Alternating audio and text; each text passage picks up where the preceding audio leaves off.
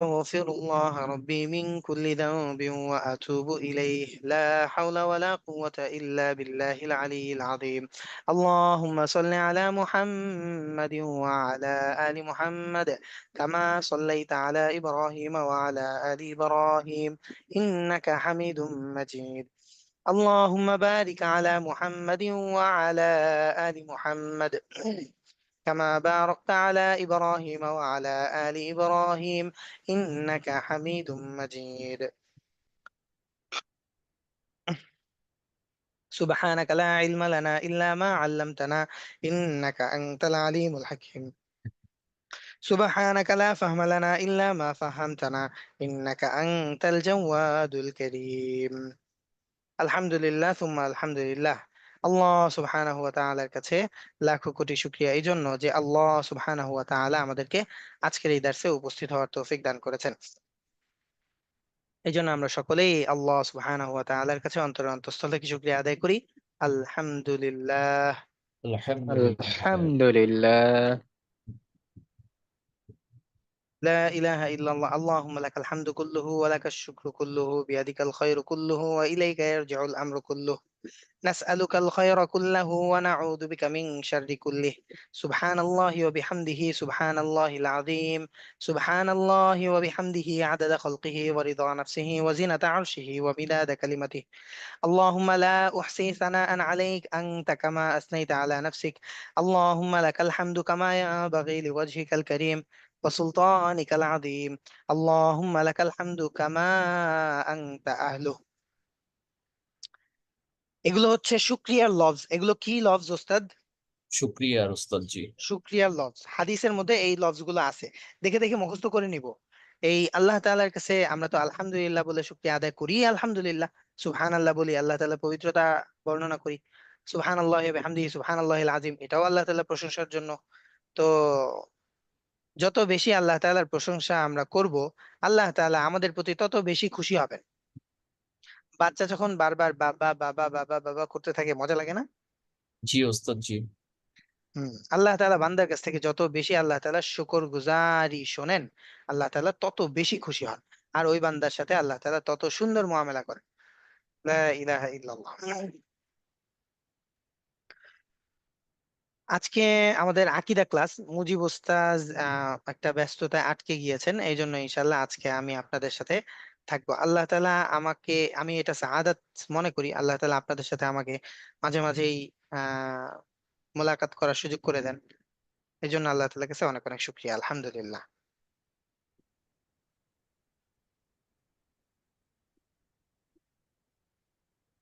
আজকে আমরা 9 নম্বর মডিউল থেকে পড়বো, তাই না ওস্তাদ?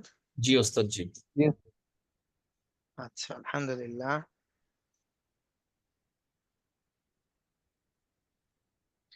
শিরক, আমাদের আলোচনা শিরক সম্পর্কে মনে হয় আলোচনা চলছিল, আলহামদুলিল্লাহ। আজকে 9 নম্বর শীটের মধ্যে শিরকে আকবর সম্পর্কে আলোচনা থাকবে। আমরা সর্বপ্রথম লা ইলাহা ইল্লাল্লাহ শিরক এ প্রকার জানবো, যে শিরকে আকবর হচ্ছে 4 প্রকার। শিরকে আকবর কয় প্রকার? 4 প্রকার। 4 প্রকার। শিরকে আকবর 4 প্রকার। একটা হচ্ছে শিরক বিদাত, এগুলো ভালো করে ইনশাআল্লাহ মুখস্থ করে নিলে আমাদের জন্য, প্রথম ভালো করে একবার মুখস্থ করলে পর থেকে আর এগুলো সিরিয়াল বাই সিরিয়াল মুখস্থ না বলতে পারলেও বিষয়গুলো মনে থাকবে, এবং আমাদের যে বিষয়টা মাকসাদ, যে আমরা আমাদের ঈমান, আকীদা তো ঈমানের অংশ। ঈমান হচ্ছে অর্জন করার জন্যই আমরা আকীদা শিখি, ঈমানকে বিশুদ্ধ করার জন্যই আমরা আকীদা শিখি। তো আমাদের বিষয়গুলোকে জানার জন্য আমাদের সহজ হবে বা মনে রাখতে সহজ হবে। তো শিরকে আকবার হচ্ছে সর্বপ্রথম 4 প্রকার। শিরকে আকবার 4 প্রকার। আর শিরক বিযাত, শিরক বিযাত মানে আল্লাহ তাআলার সত্তার সাথে শিরক করা, আল্লাহ তাআলার সত্তার সাথে শিরক করা। তারপর হচ্ছে আশিরকু ফিল আসমাই ওয়া সিফাত। আশিরকু ফিল আসমাই ওয়া সিফাত, এটা হচ্ছে আল্লাহ তাআলার নাম এবং গুণাবলীর সাথে শিরক করা, আল্লাহ তাআলার নাম এবং গুণাবলীর সাথে শিরক করা। তারপর হচ্ছে আশিরকু ফির রুবুবিয়্যাহ, আল্লাহ তাআলার রুবুবিয়্যাতের সাথে শিরক করা। রুবুবিয়্যাত কিসকো कहता है उस्ताद? What's meaning of रुबुबिय्याह?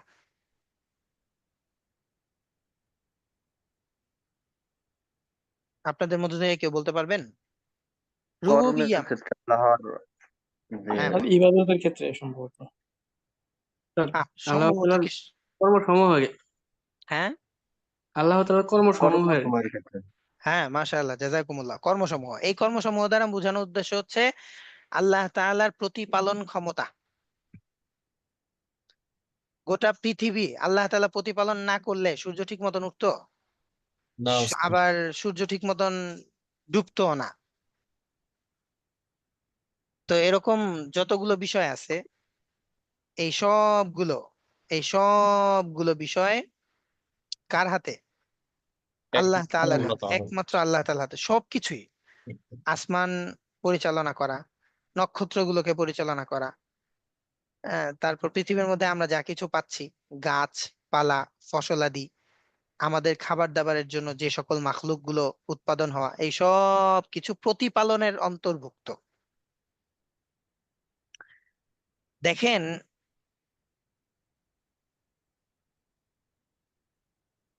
বর্তমান সময়ের যে বন্যা, এই বন্যায়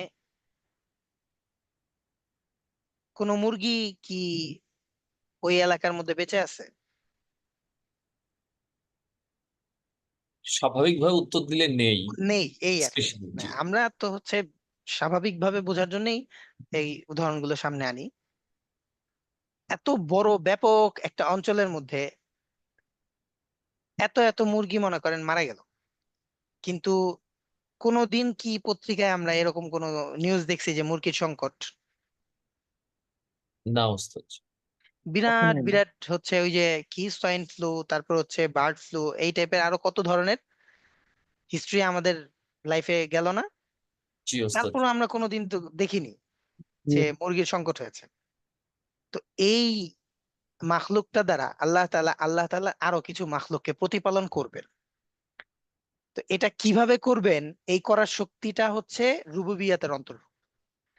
এই শক্তিমত্তা গুলোই হচ্ছে শিরকে আফওয়ান রুবুবিয়াতের অন্তর্ভুক্ত। আর এই শক্তিমত্তা গুলোর সাথে শরিক করাই হচ্ছে আশিরকু ফির রুবুবিয়া, যে রুবুবিয়াতের সাথে শিরক। আর উলুহিয়াত, এটা আমরা সবাই সহজেই বুঝি, সেটা হচ্ছে যে ইলাহ, ইবাদতের উপযুক্ত হওয়ার দিক থেকে আল্লাহ তাআলার সাথে আর কারো শরিক নাই। ইবাদতের উপযুক্ত হওয়ার দিক থেকে মানুষের সিজদা করা যায়? না ওস্তাদ জি। সিজদা কাজটা ইবাদতের অন্তর্ভুক্ত, এবং এটা কাকে করি? একমাত্র আল্লাহ। একমাত্র আল্লাহ তাআলা, একমাত্র আল্লাহ তাআলাকে। তো এটা মানুষকে করলে সেটা কি হয়ে যাবে? আশিরক ফিল উলুহিয়াতের অন্তর্ভুক্ত। ঠিক তেমনই ভাবে মাজারে গিয়ে কপাল ঠিকলাম, সিজদা করলাম না, কপাল ঠিকলাম। মাজারের গ্রিলের মধ্যে অনেকে কপাল ঠিকে দেয় না। জি ওস্তাদ জি। মা মানা হাযা, এটার কি অর্থ ভাই? সে বলবে অনেক ভক্তি, অনেক ভালোবাসা। ওই লোহার মধ্যে ভালোবাসা প্রকাশ করার কি আছে? আর এখানে তো এটা শিরক। এটা কি? শিরক। চলেন এই পরিচয়গুলো আমরা ইনশাল্লাহ পুরো দার্সের মধ্যে দেখবো। 4টা প্রকার শিরক বিদাত। শিরক বিদাত মানে আল্লাহ তাআলার জাতের সাথে শরীক। আল্লাহ তাআলার জাতের সাথে শরীক, যেমন আল্লাহ তাআলার সাথে আর কারো মানে একাধিক ইলাহ মনে করা, এটা আল্লাহ তাআলার জাতের অধিকারী। ইলাহ, ইবাদতের উপযুক্ত পৃথিবীর মধ্যে আর কেউ নাই। পৃথিবীর মধ্যে কোনো কিচ্ছু নাই যার ইবাদত করতে হয় একমাত্র আল্লাহ ছাড়া। খ্রিস্টিয়ানরা বলে যিশু খ্রিস্টের কি করতে? আরাধনা করতে। আবার হিন্দুরা বলছে দেবদেবীর কাছে পূজা করতে, প্রণাম করতে। এরকম ভাবে পৃথিবীর মধ্যে যত ধর্ম আছে, এই সকল ধর্মের চক্র এই সব কিছু কি বলে? ইবাদতের কথা বলে। ইবাদত, যে তাদের ইবাদত করার কথা, কিন্তু ইবাদতের উপযুক্ত পৃথিবীর মধ্যে আল্লাহ ছাড়া আর কেউ নাই। সব ভ্যানিশ, মানে এখানে সব একবারে ক্লিন, আর কোনো কিচ্ছু নাই, একমাত্র ইবাদতের উপযুক্ত আল্লাহ তাআলা। আর এই জিনিসটাই হচ্ছে ইলাহ। যদি পৃথিবীর মধ্যে আল্লাহ তাআলার ইবাদত করার ছাড়া আল্লাহ তাআলার ছাড়া আর কারো ইবাদত করার কোনো মানে রাইটনেস নাই, তাহলে এটাই হচ্ছে ইলাহ। আর এটা হচ্ছে আল্লাহ তাআলার সাথে কাউকে আর ইলাহ আছে বলে মনে করা, এটা শিরক। এটা হচ্ছে শিরক বিজাত। বুঝতে পারলাম? জি তারপর ওস্তাদ। হচ্ছে আল্লাহর স্ত্রী পুত্র এই ধরনের কোনো কিছু মনে করা। যদি আল্লাহ তাআলার স্ত্রী পুত্র এরকম মনেই করি, তাহলে তো আসলে সত্তা হিসেবে কথাগুলো মনে রাখবেন, এই কথাগুলো আমরা আমাদের হ্যাঁ, এই কথাগুলো যে কথাগুলো আমরা এখন মুজাকারা করব, এগুলো দাওয়াতের ক্ষেত্রে আমরা অমুসলিমদের সাথে এই কথাগুলোর দ্বারাই হচ্ছে তাদের কাছে আমরা দাওয়াত দেই। আমরা যখন একজন অমুসলিমদেরকে দাওয়াত দেই এবং যখন কোনো শিক্ষিত অমুসলিম, যেমন স্বাভাবিক বিষয়, আমাকে যদি আমাদেরকে আমরা এখানে যারা আছি আমাদেরকে যদি কোনো একটা মিশনারি আসে এবং আমাদেরকে যদি মানে কনভার্ট করার চেষ্টা করে, বা আমাদেরকে যদি কেউ ইসকনের কেউ যদি মগজ ধোলাই করার চেষ্টা করে, একবার ওই ইয়াতে আর কে মিশন রোডে ওখানে ইয়াতে কি বলে ইসকন মন্দিরে মিঠুন দা ওই আর কে মিশনের যে লাইব্রেরি আমাদের ঢাকার যে হেড আর কি ইসকন মন্দিরের, ওখানে ওই লাইব্রেরির হেড যিনি তিনি হচ্ছে মিঠুন দা, তার সাথে একটা ভালো সম্পর্ক ছিল।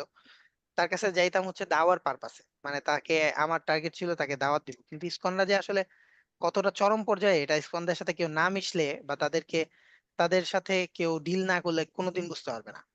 এরা চরম পর্যায়ের দুর্ধর্ষ।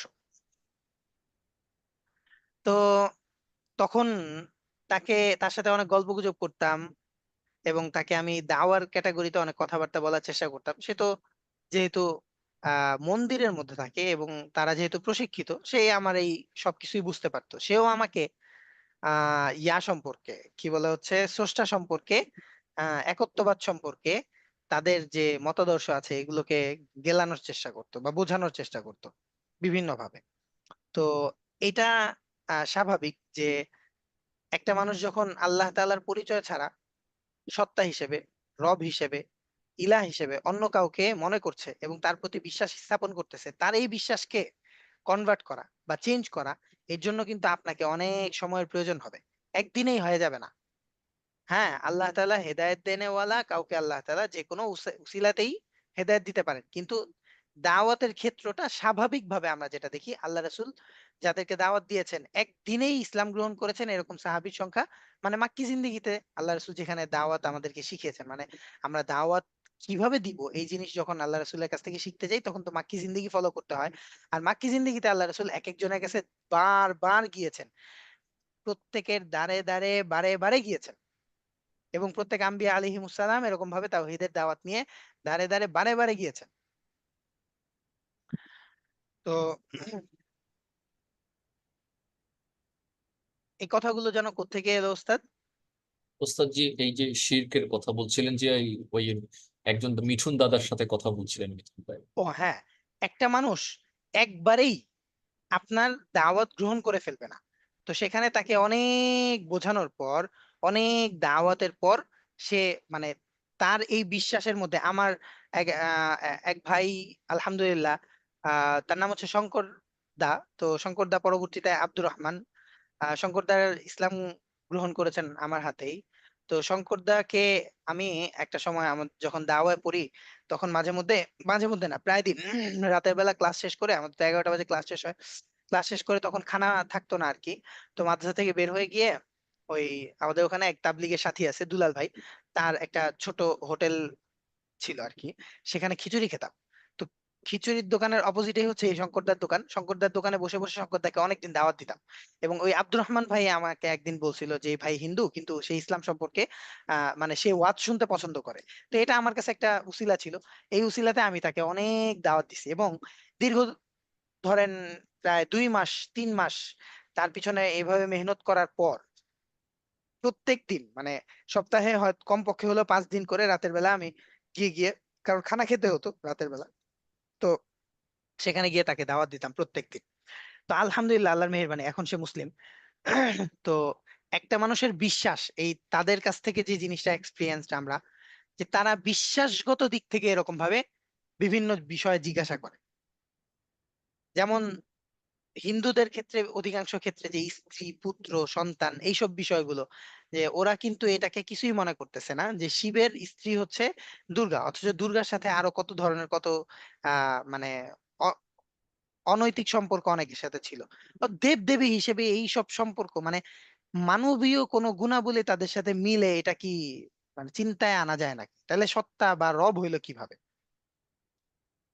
ইলাহ হওয়ার উপযুক্ততা থাকে কিভাবে তার? সে যদি, মানে স্রষ্টা, সৃষ্ট যারা তাদের মতন কোন উদাহরণ যদি স্রষ্টার সাথে চলে আসে, তাহলে কি হয়? এটা কখনোই হয় না, এটা সাধারণ একটা কমন নলেজ। তো এই সকল বিষয় সম্পর্কে তারা আমাদের কাছ থেকে জানতে চায়, তখন তাদেরকে তাওহীদের দাওয়াত গুলোকে আমাদের এই সকল বিষয়গুলোকে সামনে রেখে দেয়া। তো চলেন সামনে আমরা আরো দেখি।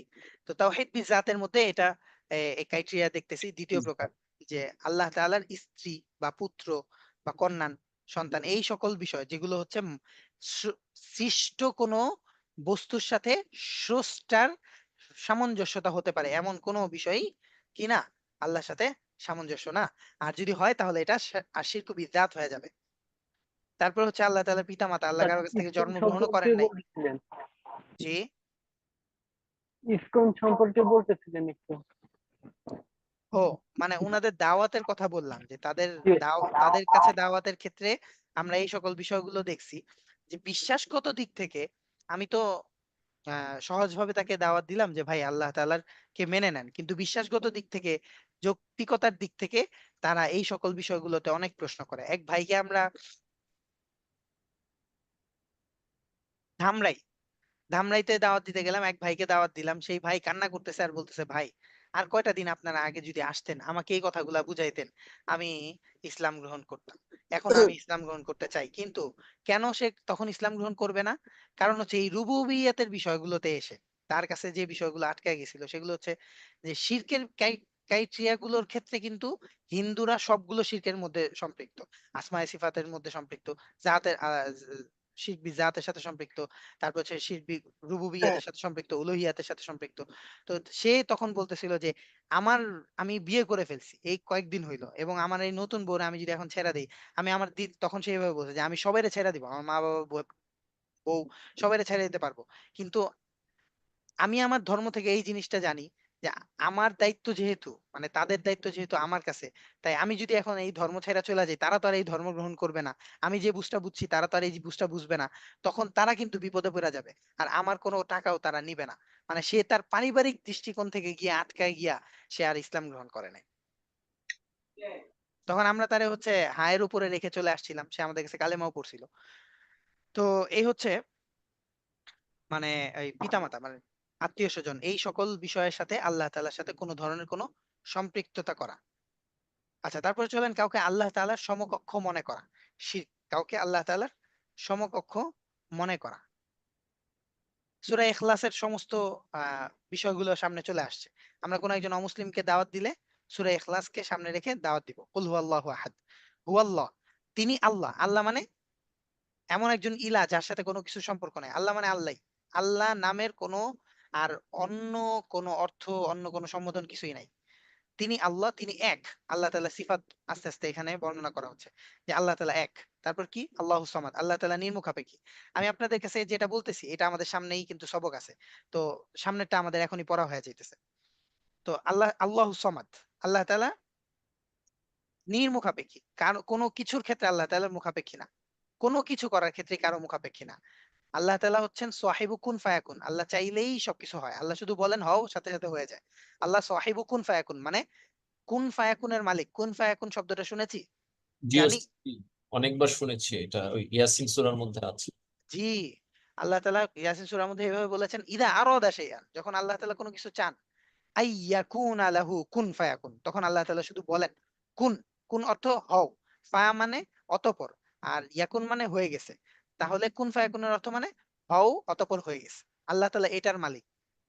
আমি ল্যাপটপকে বললাম এখন কি বলে জাদুর কি বলে যেন, আলাদিনের চেরাগ হয়ে যাও, হয়ে যাবে ল্যাপটপ।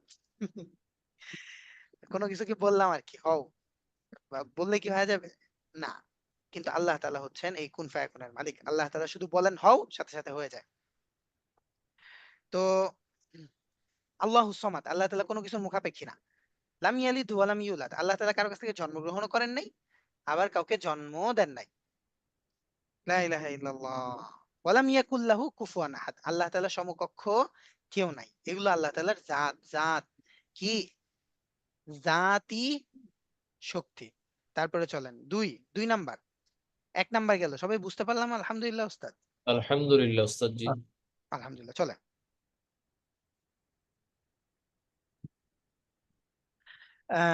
আশিক ফিল আসমা ও সিফাত, আল্লাহ তাআলার নাম এবং গুণাবলীর সাথে শিরক। এই শিরকটা কেমন?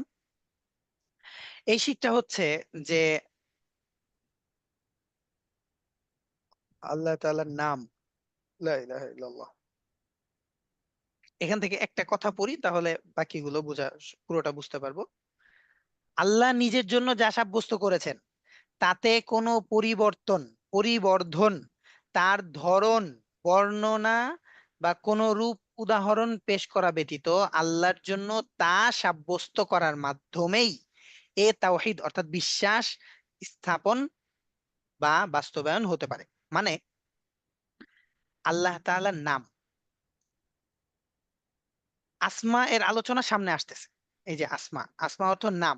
এখানে দুইটা বিষয়, এই দুইয়ের মধ্যে, আর 2 আর 3 এগুলোর মধ্যে আমরা এই আসমা পাবো, আসমা এর আলোচনা পাবো। আসমা মানে আল্লাহ তাআলার নাম, আর সিফাত মানে আল্লাহ তাআলার গুণ। তো আল্লাহ তাআলার নাম এবং গুণ, যেমন আল্লাহ তাআলার নাম হচ্ছে আহাদ। কি নাম? আহাদ। আহাদ। আহাদ মানে এক। এখন এই আহাদ মানে তো একটা, ঠিক, কিন্তু এই এক হওয়ার প্রকৃত শক্তি বা অধিকার কার আছে? একমাত্র আল্লাহ। একমাত্র আল্লাহ তাআলা। এই জন্য এই নামটাকে কোনো ভাবে কি করা যাবে না, কোথাও ব্যবহারও করা যাবে না, আবার এটা কোনো ব্যাখ্যাও করা যাবে না। আল্লাহ তাআলা এক, এটার কি কোনো ব্যাখ্যা করা সম্ভব? এক না। মানে এক, কোনো ব্যাখ্যা নাই। আল্লাহ তাআলা যেভাবে বলছেন সেভাবে। এই যে কথাটা কিরকম, যে আল্লাহ তাআলার জন্য তা সাব্যস্ত করার মাধ্যমে আল্লাহ বলছেন আল্লাহ এক, বাস ওইটাই সাব্যস্ত করলাম, আল্লাহ এক, এরপরে আর কিছু নাই, এখানে এটাই লাস্ট বর্ডার। কিন্তু নাস্তিকরা হচ্ছে যা করে, তারপরে গিয়ে একটা হাইপোথিসিস নিয়ে আসে যে পৃথিবী তো আল্লাহ বানাইছে, তা ঠিক আছে, কিন্তু পৃথিবীর মতো যে অন্য গ্রহগুলো আছে এগুলো তো পৃথিবীর মতন পরিচালিত হয় না, এটা তো অন্য সিস্টেমে পরিচালিত হয়। তাহলে তো বোঝা গেল প্রকৃতির মধ্যে দুইটা শক্তি কাজ করতেছে। তাহলে এখন এই শক্তির মধ্যে ইত্যাদি ইত্যাদি আরো কত ধরনের উদাহরণ আপনাদের সামনে পেশ করলে আপনারাও এখন কনফিউশন হয়ে যাবে। বুঝতে পারছেন? আগে ঈমানকে একবারে যদি মজবুতির সাথে আকীদার বিষয়গুলোকে জেনে নিতে পারেন, তাহলে নাস্তিকদের কোনো আলোচনা বা বই বা ডিবেট পড়লে আপনার মনের মধ্যে কোনো ধরনের সংশয় আসবে না। আশা করি প্যারাডক্সিক্যাল সাজিদ সবাই পড়েছি, তাই না? জি ওস্তাদ। জি হ্যাঁ, ওস্তাদ। আলহামদুলিল্লাহ। সেখানে আলহামদুলিল্লাহ এই সকল আলোচনা বিষয়ে কিছু উদাহরণ আছে, এবং আলহামদুলিল্লাহ বেশ স্পষ্ট সাফ আমাদের সামনে আলোচনা সেখানে পেশ করা হয়েছে। শিরকের ক্ষেত্রে এগুলো আমরা, তো ওটা পড়লে অনেক সহজে বুঝতে পারবো। তো এটা হচ্ছে আমরা এখন যেখান থেকে জানছি, এটা আমাদের শরিয়া, এটা আমার ইলম, মানে তলাবুল ইলমি ফারিদা, এই ফারিজার অন্তর্ভুক্ত বিষয়, যেখান থেকে আমি আল্লাহ তাআলা সম্পর্কে জানবো, ঈমান, মুমিনের ঈমান কেমন হবে এই সম্পর্কে জানবো। তো এই যে শিরক ফিস আসমা ও সিফাত, আল্লাহ তাআলার নাম এবং গুণাবলী, গুণাবলীর ক্ষেত্রেও কি নাই, কারোর সাথে কোনো সম্পর্ক নাই। এখানে উদাহরণ একটা দেখি, তারপরে আমরা বুঝতে পারবো আরো ভালোভাবে। দেখেন, ইয়াদুল্লাহি, আল্লাহর হাত। এই আয়াত হচ্ছে ওয়াকালাতিল ইয়াহুদু ইয়াদুল্লাহি মাগলুলাতান ইয়াদুল্লাহি মাগলুলাহ গুল্লাত আইদিহিম ওয়া লুইনু বিমা ক্বালু বাল ইয়াদাহু মাবসুতাতান ইউনফিকু কাইফা ইয়াশা। সূরা মায়েদার মধ্যে আল্লাহ তাআলা এভাবে বলেছেন যে ইহুদিরা এই কথা বলে, ইয়াদুল্লাহি মাগলুলা, আল্লাহ তাআলার হাত কি হয়ে গেছে? বন্ধ হয়ে গেছে। আল্লাহ তাআলার হাত বন্ধ হয়ে গেছে। আচ্ছা, তারপরে আয়াতের অর্থটা আগে বলে ফেলি।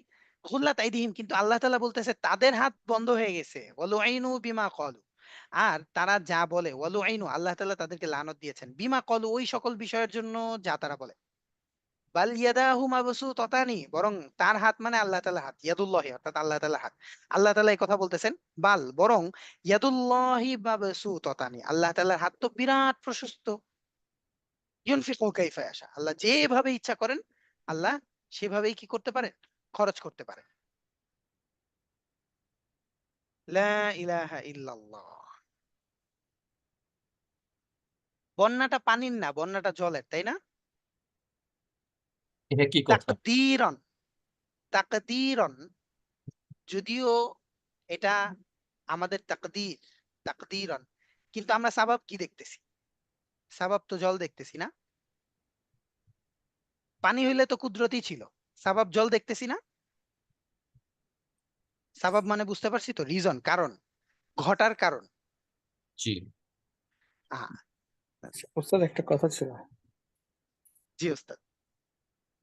আমি যে এখানে ইয়াদুনের বিষয়গুলো, এটা কি আমরা হাতে পড়বো? হ্যাঁ, এই যে শেষ হয়নি তো আলোচনা। তো এখানে ইয়াদুল্লাহি আল্লাহ তাআলার হাত। তো ওরা বলতেছে যে ইহুদিরা বলে যে আল্লাহ তাআলার হাত বন্ধ হয়ে গেছে। এখন ওরা যখন বলে আল্লাহ তাআলার হাত বন্ধ হয়ে গেছে, আল্লাহ তাআলার হাত আছে, তাইলে না?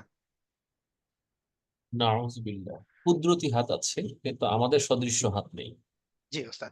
আল্লাহ তাআলার হাত, আল্লাহ তাআলার পা, আল্লাহ তাআলার নাক, বলতে বলতে তো আপনি ইত্যাদি ইত্যাদি নাউযুবিল্লাহি মিন যালিক। তো এখানে উদ্দেশ্য এটা, ইয়াদুল্লাহ আল্লাহ তাআলার হাত দ্বারা উদ্দেশ্য এটা যে এই কোরআনের মধ্যে এই আয়াতটা আল্লাহ তাআলাই বলেছেন। আল্লাহ তাআলা এখানে আল্লাহ তাআলার হাত বলেছেন কেন? আমাদের কাছে বোঝার সুবিধার্থে। ইহুদিরা কি বলেছে এখানে? বলেছে আল্লাহ তাআলার হাত বন্ধ হয়ে গেছে, মানে এই তখনকার পরিবেশ পরিস্থিতি অনুযায়ী তারা তাদের যে প্রাপ্তি বা চাওয়া পাওয়া, হ্যাঁ, তাদের কাছে দাওয়াত দেওয়া হয়েছে, বা তারা এইভাবে তাদের মানে জানে যে সবকিছু দেনেওয়ালা কে? একমাত্র আল্লাহ আল্লাহ। তাআলা সবকিছু দেনেওয়ালা। কিন্তু যখন তারা তাদের প্রাপ্তির মধ্যে কোনো ঘাটতি দেখেছে, মানুষের কি চাহিদা কোনোদিন শেষ হবে কবরে মাটি ছাড়া? তো না, ইহুদিরা তখন এইভাবে এই কথাটা বলেছিল যে তারা তাদের প্রাপ্তি চাহিদা এগুলো পূরণ হয়নি বলে তারা এই কথা বলেছিল আল্লাহর হাত বন্ধ হয়ে গেছে। এখন তাদের ওই অবস্থা অনুযায়ী তাদের কাছে বোঝানোর মতন আর কোন শব্দ আছে এই জিনিসটা বোঝানোর জন্য যে আল্লাহ তাআলা হাত বন্ধ হয়ে গেছে? মানে আমি কি বিষয়টা বুঝাইতে পারছি? তারা যে জিনিসটা বুঝাইছিল যে এই দেয়ার যে শক্তিটা বা দেয়ার যে কাজটা, এটা আল্লাহ তাআলা বন্ধ করে দিছে, এটাই ইহুদিরা বলতে চাইছে। দেনেওয়ালা কে? একমাত্র আল্লাহ। আল্লাহ। একমাত্র আল্লাহ তাআলা। সবকিছু দান করেন একমাত্র আল্লাহ তাআলা, সবকিছু দেন একমাত্র আল্লাহ তাআলা। তো ওই সময় তারা এই কথা বলতেছে যে আল্লাহ তাআলা হাত বন্ধ হয়ে গেছে, মানে এই কথা বুঝাইতেছে আল্লাহ তাআলা দেয়ার শক্তিটা বন্ধ হয়ে গেছে। বোঝানোর উদ্দেশ্য কিন্তু দেয়ার শক্তি। তো তাদের কাছে তো যে আল্লাহ তাআলা স্বাভাবিকভাবে আমরা এই যে আহ, যেটা অনেক সময় আমরা ওই যে কথায় এমন কথা ব্যবহার করি না যে হাতটা আর একটু লম্বা করো। জি ওস্তাদ জি। এটা কেন বলি? হাত লম্বা করো উদ্দেশ্য কি হাত দান টেনে দান লম্বা করবো? করার জন্য একটু বাজেটটা বাড়িয়ে দেওয়ার হ্যাঁ, জন্য। একটু বাজেটটা বাড়াও, এই আর কি বোঝানোর উদ্দেশ্য এটা। তো এটা হচ্ছে মানবীয় পরিভাষা। তো মানুষ হিসেবে ওদের কাছে বা তাদের কাছে তো এই পরিভাষা ছাড়া আর কোনো পরিভাষা ছিল না। এই জন্য ওরা ইয়াদুন শব্দটা ব্যবহার করেছে। কিন্তু আল্লাহ তাআলা ওদের পরিভাষা অনুযায়ী বোঝানোর জন্যে আল্লাহ তাআলা ইয়াদুল্লাহ ব্যবহার করেছেন। আল্লাহ তাআলা আল্লাহর হাত আছে এটা বোঝানোর জন্য ইয়াদুল্লাহ ব্যবহার করেন নাই। বিষয়টা বুঝা গেল? আলহামদুলিল্লাহ ওস্তাদ জি। এইটাই হচ্ছে এখানে উদ্দেশ্য। তো এখান থেকে এখন আমি যদি বলি আল্লাহ তাআলার হাত আছে, তাহলে আহাম্মকের মতন একটা বিষয় হবে না? এইটাই হচ্ছে আকীদাগত দিক থেকে আসমা এর বিষয়ে আমাদের বিশ্বাস। যে এখানে ইয়াদুল্লাহ বলার উদ্দেশ্য হচ্ছে আমাদের ফাহামের মধ্যে, আমাদের বুঝের মধ্যে, আমাদের নলেজের মধ্যে যেই শব্দ আছে বা যেই এলিমটা আছে, আল্লাহ তাআলাও ঠিক ওই শব্দটা বা ওই এলিমটাকে ইজহার করে এখানে আল্লাহ তাআলা শক্তিমত্তাকে বুঝাতে চেয়েছেন। এই হচ্ছে আল্লাহ তাআলার আসমায়ে সিফাতের ক্ষেত্রে। এখানে কিন্তু আল্লাহ তাআলার গুণও সম্পৃক্ত, ঠিক তেমনি আল্লাহ তাআলার নামও, মানে আল্লাহ তাআলার আসমা নাম আল্লাহ, আল্লাহ ইয়াদুল্লাহ আল্লাহর হাত, এই এই বিষয়গুলো সম্পৃক্ত। বিষয়টা বুঝে থাকলে সামনের গুলো আরো সহজ, সামনের বিষয়গুলো আরো সহজে বুঝতে পারবো। এখানে শুধু আরো আমরা এভিডেন্স দলিল পেশ করা হয়েছে আল্লাহ তাআলার এই আসমায়ে সিফাতের ক্ষেত্রে শরীক করার বিষয়ের দলিল হিসেবে। লা ইলাহা ইল্লাল্লাহ। তারপরে দেখেন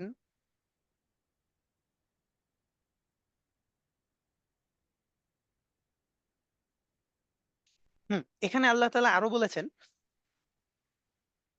যে আল্লাহ তাআলার শক্তিমত্তার ক্ষেত্রে বা আল্লাহ তাআলার জাতের এই আসমায়ে সিফাতের ক্ষেত্রে, গুণাবলীর ক্ষেত্রে দান করা এটা একটা গুণ, দেয়া দান করা এটা একটা গুণ। গুণ। তো এই ক্ষেত্রে যখন এসে তারা এই কথা বলেছে আল্লাহ তাআলা একটা গুণের ক্ষেত্রে, তখন আল্লাহ তাআলা স্পষ্টভাবে মুমিনদের সামনে মুমিনদের আকীদা বিশ্বাস সম্পর্কে এটাকে ইজহার করে দিয়েছেন। দেখো, তোমাদের যে বিষয়ে এলিম নাই, তোমরা যে বিষয়ে জানো না, সেই বিষয়ে তোমরা ধারণা পোষিত কোনো কিছু বইলো না। কারণ লাইসা কামিসলিহি শাই, দেখেন সূরা শুআরার মধ্যে আল্লাহ তাআলা বলছেন আল্লাহ তাআলার মতন কোনো কিছু নাই। আল্লাহ তাআলার মতন কোনো কিছু নাই। আর এখানে যখন আল্লাহ তাআলা বলছেন আল্লাহ তাআলার মতন কোনো কিছু নাই, এখন কোন একটা মতন দাঁড় করাইতে গেলে দুনিয়ার মানুষ স্বাভাবিকভাবে সৃষ্ট, তারা মাখলুক, আর মাখলুক মাখলুকের উদাহরণই পেশ করবেন। কিন্তু আল্লাহ তাআলা আগেই বলে দিয়েছেন যে কোনো কিছুর উদাহরণ হইতে পারে আল্লাহ তাআলার সাথে, এমন কোনো কিছু নাই, এক কথা শেষ। ওয়া হুয়া সামিউল বাসির, আর আল্লাহ তাআলা সবকিছু শোনেন এবং সবকিছু দেখেন, আচ্ছা, ঠিক এই আয়াতের মধ্যেও আল্লাহ তাআলা একই কথাই এখানে বুঝাতে চেয়েছেন যে তোমাদের যে বিষয়ে জ্ঞান নাই তোমরা সেই সকল বিষয়ে কোনো কথা বইলো না। এখানে এই আয়াতের মধ্যে আল্লাহ তাআলা হারাম ঘোষণা করছেন। এই আয়াতের মধ্যে আল্লাহ তাআলা হারাম ঘোষণা করছেন যে ইন্নামা হাররামা রব্বি, আমার রব হারাম করছেন কোন কোন জিনিসকে। এর মধ্যে একটা জিনিস হচ্ছে এটা যে আল্লাহ সম্বন্ধে এমন কিছু বলা যা তোমাদের জানার মধ্যে নাই বা তোমরা জানো না। আল্লাহ তাআলা শক্তি কমে গেছে বা মানে এক কথায় আল্লাহ তাআলার কোনো সিফাত সম্পর্কে আলোচনা করার জ্ঞান আমাদের আছে নাই। বাস বিশ্বাস আল্লাহ তাআলার উপর এভাবে, এটা হচ্ছে আসমায়ে সিফাত, আল্লাহ তাআলার গুণাবলী নাম এইসবের উপরে বিশ্বাস। তো এখানেও আল্লাহ তাআলা একই কথাই বলছেন যে যে বিষয়ে তোমাদের জ্ঞান নাই সেই বিষয়ে তোমরা ধারণা প্রসূত কোনো কথাবার্তা বললো না। আর শোনো, এই আয়াতের মধ্যে আরো সুন্দরভাবে আল্লাহ বুঝায় বলছেন যে দেখো তোমাদের সামা কর্ণশক্তি বা চর্মশক্তি মানে চর্মশক্তি মানে হচ্ছে দর্শন শক্তি, দেখার শক্তি। আর ফুআদ তোমাদের কলব অর্থাৎ তোমাদের কান চোখ এবং কর্ণচক্ষু কর্ণচক্ষু অন্তর এগুলো হচ্ছে জিজ্ঞাসিত হবে। কেন? যদি আমি আল্লাহ তাআলা সম্পর্কে কোনো কিছু মানে শিরক হবে এমন কোনো কথা যে সিফাতের সাথে শরীক হয় বা আসমা এর সাথে আল্লাহর নামের সাথে শরীক হয় অথবা আল্লাহ সিফাতের সাথে শরীক হয় এমন কোনো কথা বলে ফেললাম, মানে আল্লাহ সম্পর্কে কোনো কিছু বলে ফেললাম। আল্লাহ সম্পর্কে বলার কথা অতটুকুই যেইটুকু কোরআনের মধ্যে আল্লাহ তাআলা বলছেন। কারণ হাদিসের মধ্যে আল্লাহ রাসূল আল্লাহ তাআলা কোরআনের মধ্যে যে কথাগুলা বলছেন ওই কথাগুলার ব্যাখ্যা ছাড়া আর কোনো বিষয় আল্লাহ তাআলা সম্পর্কে বলেন নাই, এবং আল্লাহ রাসূল সাহাবায়ে কেরামকে এভাবেই বলছেন আল্লাহ তাআলা যা বলেছেন আল্লাহ তাআলার পরিচয় সেটাই। এরপরে আর কোনো ব্যাখ্যার কিছু নাই, নতুন কোনো আর বর্ডারও নাই, ওইখানেই বর্ডার শেষ। লা ইলাহা ইল্লাল্লাহ। তো এখানে হচ্ছে এই সকল বিষয়গুলো এই সবগুলো দলিল পেশ করা হয়েছে। আমি একটু স্কিপ করে যাচ্ছি কারণ শীট বড়, আমাদের এখানে আলোচনাগুলো অনেক দীর্ঘ, পুরো শীটটা পড়া টার্গেট। তো এই সব আয়াতগুলো এই একটা বিষয়কেই এখানে প্রমাণ হিসেবে পেশ করছে। তারপরে এখানে এসে দেখেন আল্লাহ তাআলা কোরআনের মধ্যে বলেছেন যে আল্লাহ তাআলার আসমায়ে হোসনা আছে, কি আছে? সুন্দর সুন্দর অনেক নাম আছে। ওয়ালিল্লাহিল আসমাউল হুসনা ফাদউহু বিহা। খোদ আল্লাহ তাআলা বলতেছেন যে তোমরা আল্লাহ তাআলাকে সেই নামে ডাকো। ফাদউহু বিহা, তা দ্বারা তোমরা তাকে ডাকো, তা দ্বারা তোমরা তাকে ডাকো। আবার হাদিসের মধ্যে স্পষ্ট এসছে আল্লাহ তাআলার নাম যারা মুখস্থ করবে 99টা নাম তাদেরকে আল্লাহ তাআলা জান্নাত দিবেন। আমাদের 99 নাম মুখস্থ আছে ওস্তাদ? না ওস্তাদ জি। আচ্ছা, 99টা নাম 100, 100কে 10 ভাগ করেন। 10। 10। এখন আল্লাহ তাআলার এই 10টা নামকে আল্লাহ তাআলা 99টা নামকে 10টা 10টা করে ভাগ করে আলাদা একটা কাগজের মধ্যে লিখে নিব। আর 1 মাস টার্গেট রাখবো, 1 মাস 10টা নাম যখন মুখস্থ হবে তারপরে সেকেন্ড 10টা নিব। আবার ওই সেকেন্ড 10টা যখন মুখস্থ হয়ে যাবে প্রথম 10টার সাথে এই 10টা স্পেশাল ভাবে মুখস্থ করব। এরপরে আবার 31 নাম্বার সিরিয়াল থেকে ধরবো। 1 মাস টার্গেট। আমি যদি প্রত্যেক দিন এই 10টা করে নাম লিখে পকেটে করে নিয়ে যাই, পৃথিবীর যে প্রান্তেই কাজ করতে যাই না কেন 5 ওয়াক্ত নামাজ তো পড়বো, নামাজের পর 5 মিনিট করে সময় দিয়ে আল্লাহ তাআলার নাম মুখস্থ করব। 5 মিনিট 5 মিনিট 5 5 25, 25 মিনিট যদি 10টা নাম মুখস্থ করার জন্য আমরা বসি, এখানে কি কেউ এতটাই গবেট কেউ আসি 10টা নাম মুখস্থ হবে না? ইনশাআল্লাহ না ওস্তাদ, আপনি দোয়া করলে পারবো ইনশাআল্লাহ। হ্যাঁ অবশ্যই, ফি আমানিল্লাহ, আপনাদের জন্য দোয়া ওস্তাদ অটো। আল্লাহ তাআলা আমাদের সবাইকে কবুল করেন। আচ্ছা, তো আমি জাস্ট একটা মেথড বললাম আর কি, আর একটা টার্গেটের কথা বললাম, কারণ আমরা কোনো প্ল্যান ছাড়া কাজ করতে পারি না। আর প্ল্যান যখন সুন্দর কেউ দেয় বা সামনে থাকে তখন সেটা আমাদের জন্য করা সহজ হয়। 1 মাস কেন বললাম? এই জন্য যে 1 মাসে 4 সপ্তাহ, আর 4 সপ্তাহের মধ্যে 2 সপ্তাহে দেখবেন আলহামদুলিল্লাহ আমাদের এই নামগুলো মুখস্থ হয়ে যাবে। 2 সপ্তাহ মানে 14 দিন। আপনি 10টা করে নাম মুখস্থ করা 1 সপ্তাহের ব্যাপার, 2 দিনের ব্যাপার, কারো কারোর জন্য একদিনেরও ব্যাপার। তো 1 সপ্তাহের মধ্যে মুখস্থ হয়ে যাওয়ার স্বাভাবিক। কিন্তু 2 সপ্তাহ টার্গেট নিলাম এই জন্য যে 2 সপ্তাহের মধ্যে একদম মুখস্থ ঠোঁটস্থ ইনশাল্লাহ। কোনো কিছু যদি আমাদের কমতিও থাকে সেটাও পূরণ হয়ে যাবে। আর বাকি 2 সপ্তাহ হচ্ছে পুরা এই আল্লাহর নাম প্রত্যেক দিন পুরা 99টা নাম আমি 2বার করে 3বার করে বা কাউকে শোনানো এই 2 সপ্তাহ পুরো হচ্ছে আমি এই কাজটা করব। যদি এই 1 মাস আল্লাহ তাআলার নাম মুখস্থ করার পিছনে মেহনত করেন, তাহলে কয় দিনের জন্য জান্নাত পাবেন? সারা অনন্ত সময়। কোনো অনিঃশেষ সময়ের জন্য, আনলিমিটেড সময়ের জন্য জান্নাত পাবো। কিন্তু শেখার জন্য লিমিট কতটুকু? 13 ডেজ। আর শুধু হচ্ছে 30 দিন। তো 30 দিন ইনশাল্লাহ সময় দিলে দেখবেন এত বড় একটা কামাই হয়ে যাবে, জান্নাতের কামাই। ঠিক আছে না ইনশাল্লাহ ওস্তাদ? ইনশাআল্লাহ। আলহামদুলিল্লাহ। তারপর চলেন। তো আল্লাহ তাআলা আল্লাহ তাআলার এই নামগুলোকে এভাবে ডাকতে বলেছেন। আচ্ছা, এরপরে দেখেন আল্লাহ তাআলার এইসব নামের মধ্যকার কেবল একটি নাম হচ্ছে তার জাত বা সত্তার নাম, সেটা হচ্ছে আল্লাহ।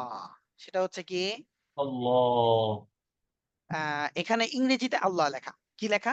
ইংরেজিতে আল্লাহ লেখা। এখন ইংরেজিতে আল্লাহ লেখা থাকলে কার নাম বুঝাবে বা কাকে বুঝাবে? আল্লাহকেই বুঝাবে। আল্লাহ তাআলাকেই বুঝাবে। আচ্ছা, এখন এখানে চাইনিজ ভাষায় হচ্ছে আল্লাহ লেখা, তাহলে কাকে বুঝাবে? আল্লাহ তাআলাকেই বুঝাবে। আল্লাহ তাআলাকেই বুঝাবে। তাহলে ওস্তাদ, এটা সহজ কথা যে পৃথিবীর যে কোনো ভাষাতে আমি যদি আল্লাহ শব্দটা লিখি, আরবিতেই হওয়া মাকসাদ না, যে কোনো শব্দে আল্লাহ শব্দটা যদি লিখি, তাহলে কাকে বোঝানো হচ্ছে? আল্লাহ তাআলাকেই বুঝানো। আল্লাহ তাআলাকেই বোঝানো হচ্ছে। আচ্ছা, এখন যখন আল্লাহ তাআলাকেই বোঝানো হচ্ছে, তাহলে এখন একটু চিন্তা করে দেখি, আমার জুতার নিচে কাগজে লেখা চাইনিজ আল্লাহ, চাইনিজে লেখা আল্লাহ আমার জুতার নিচে পড়ছে। এখন নাউজ। কাজটা কেমন হয়েছে? খুবই অপরাধ, জঘন্য, ক্ষমার অযোগ্য। কিন্তু প্রতিনিয়ত মানুষ যে করে যাচ্ছে। ওস্তাদ জি, এরকম কিছু কিছু আসলে শুনেছে, এটা কি হিউমার? এরকম কি আপনার এক্সপিরিয়েন্স আছে কি ওস্তাদ জি, যে আসলে এরকম ধরা পড়েছে? শুধু এক্সপিরিয়েন্স না, আহ এটা আমাদের দেওয়ার একটা পার্ট। আপনাকে আমি বললে আপনি এখন নিজেও বুঝতে পারবেন এমন কত শত মানে গুনাহ আমাদের বেখেয়ালে আমাদের নিজেদের হয়ে গিয়েছে। ভিজিটিং কার্ডের মধ্যে আল্লাহ লেখা থাকে, তাই না? বিসমিল্লাহ লেখা থাকে, আল্লাহু আকবার লেখা থাকে। হ্যান্ডবিলের মধ্যে আল্লাহ লেখা থাকে। জুমার দিন কত হ্যান্ডবিল দেওয়া হয়। জি ওস্তাদ। নির্বাচনের সময় অসংখ্য পোস্টার লাগানো হয়। তো রিক্সা, গাড়ি, মানে মানুষ, কুকুর, বিড়াল সবকিছু এগুলোর উপর দিয়ে মারায় মারায় যাইতেছে। কত হ্যান্ডবিল, কত ধরনের মানে প্রেসের কাজের যা কিছু আছে, চোখ বন্ধ করে একবার কল্পনা করে দেখি কত শত এরকম কাগজপত্র আছে যেগুলো হচ্ছে আমার ঘরের মধ্যেও ঝাড়ু দেওয়ার সময় আমি ঝাড়তেছি, পাড়াইতেছি, বা বাহিরে কোনো একটা জায়গায় এরকম ভাবে আমি মানে আমার পায়ে পড়তেছে। পোস্টারের মধ্যে আল্লাহ আল্লাহ লেখা। এখন আমি তো দেখতেছি পোস্টারটা পড়া, কিন্তু ওই পোস্টারটা যে মানে উল্টা করা আর ঠিক উল্টা তার নিচেই হচ্ছে আল্লাহ লেখা, এটা তো আমি খেয়ালই করি নাই। আমাদের প্রত্যেকের প্রতিনিয়ত এরকম হয়। এই জন্য এটা একটা আমাদের দাওয়ার পার্ট বানায় নিব এখন থেকে, যে এই দাওয়াটা একদিন 2 দিন না, এটা মৌতের আগ পর্যন্ত আমাদের করে যেতে হবে। কারণ সোসাইটি চেঞ্জ করা আমাদের জন্য বড় মুশকিল, তাই না ওস্তাদ? ওস্তাদ জি, তাহলে সঙ্গত কারণে একটা প্রশ্ন জাগে যে যদি আমরা বা আরবিতে না, যদি কেউ বাংলায় বিসমিল্লাহ লেখে, এইখানে তো সরাসরি আল্লাহ তাআলার নাম আছে এবং যেটা তো ওনার জাতি বা সত্তাগত নাম। সত্যাগত আর না। এই বাংলা লেখার কারণে তাহলে তো অবশ্যই অবশ্যই এইটা তো কখনো কখনো মাটিতে পতিত হবেই, মানুষ পাড়াবে। তাহলে তো এটা তো অবশ্যই আল্লাহ তাআলার কে অবমাননা করা হচ্ছে, সেটা অবচেতন প্রক্রিয়া হলেও। তাহলে জি, এটা তো অবশ্যই গুনাহ হচ্ছে আমাদের। জি ওস্তাদ, এটা গোনা হচ্ছে, অবশ্যই গোনা হচ্ছে। এবং এটা আসলে দেখেন আমরা যেটা মনে করি যে বরকতের জন্য মনে করি, পোস্টারের মধ্যে মাহফিলের পোস্টার বিসমিল্লাহ না দিলে কেমন হবে, আল্লাহু আকবার না দিলে কেমন হবে? আচ্ছা, ভিজিটিং কার্ডের মধ্যে বিসমিল্লাহ দিয়ে দিই, তাহলে খুব ভালো হবে। মেমো, দোকানের মেমো, ক্যাশ মেমো দিচ্ছে, মেমোর মধ্যে আল্লাহর নাম দিয়ে দিছি, বিসমিল্লাহির রহমানির রহিম দিয়ে দিছি। কেন? বরকতের জন্য। আসলে ওইটা ওখানে লেখার দ্বারা কোনো বরকত হয় না। এটা আমার না জানার কারণে আমি একটা জাহালাত এর মধ্যে আছি, বা একটা অজ্ঞতার মধ্য দিয়ে আমি নিজেকে প্রবাহিত করতেছি। তো এই বিসমিল্লাহ এখানে লিখার দ্বারা কিছুই হয় না। ব্যবসা হালাল প্রক্রিয়া করেন, বরকতের অভাব আল্লাহ তাআলা কোন দিক থেকে আপনাকে ঠেকাবেন না। খুব দারুণ একটা আপনি, জিনিস ওস্তাদ জি। এটা জি ওস্তাদ। রাইট। আপনি নির্বাচন করতেছেন, ওখানে মনে করছেন আল্লাহর নাম দিয়ে দিলে মনে হয় নির্বাচনে সফল হবেন। আপনি তো হারাম দিয়েই শুরু করছেন। গণতন্ত্র নিয়ে ওখানে আপনি নির্বাচনের জন্য কাগজ ছাপাইছেন। আপনার ওইটার মধ্যে বরকত আছে নাকি? আরো অনেক বেশি নিজেরা ধ্বংস করে ফেলছেন, যে আপনি এটার মধ্যে আল্লাহর নাম দিয়ে দিছেন আল্লাহু আকবার, জয় বাংলা, ইল্লা মাশাআল্লাহ। আপনার ছবি পাঠাবে ওইটাতে আমাদের কোনো অসুবিধা নাই, কিন্তু আপনি যে আহাম্মকের বাচ্চা আহাম্মক, এখানে ওই একবারে আপনার দলিল প্রমাণ সহ আপনি ওই আল্লাহর নামটাকে মানে ওখানে অপমানিত করতেছেন, এটা আর এই মানে অধিকার তো তাকে কেউ দেয় নাই, আমরা দিবও না, এটা আসলে করবও না এটা। জি ওস্তাদ জি। এটা শিরকের ক্ষেত্রে ওস্তাদ কোনোভাবে কোনো ধরনের কোনো ছাড় নাই। কারণ আল্লাহ তাআলা বলছেন আল্লাহ তাআলা সব গুনাহ মাফ করে দিবেন শুধু শিরক ছাড়া। এখন শিরকের ক্ষেত্রে কি আপনি ভুলবশত একটা শিরক করে ফেলতেছেন আর আপনি আমারে বুঝানোর চেষ্টা করতেছেন ভাই, মানে আমাকে অনেক sympathy দিয়ে বুঝাইতেছেন ভাই এটা এই বরকত ওই বরকত ইত্যাদি ইত্যাদি। আর আহাম্মক জানি কোথাকার।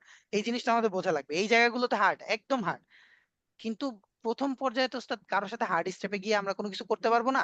এই জিনিসটা বোঝানোর জন্য আমি আমরা যত বেশি দাওয়াতের কাজটা করতে পারবো এটা আমাদের জন্য তত বেশি কার্যকরী হবে, এবং আশা করি আল্লাহ তাআলা এর দ্বারা আমাদের জীবনের মধ্যে একটা ভিন্ন ধরনের আল্লাহ তাআলার রহমত বা আল্লাহ তাআলার একটা খাস আহ, সাকিনা আল্লাহ তাআলা নাজিল করবেন।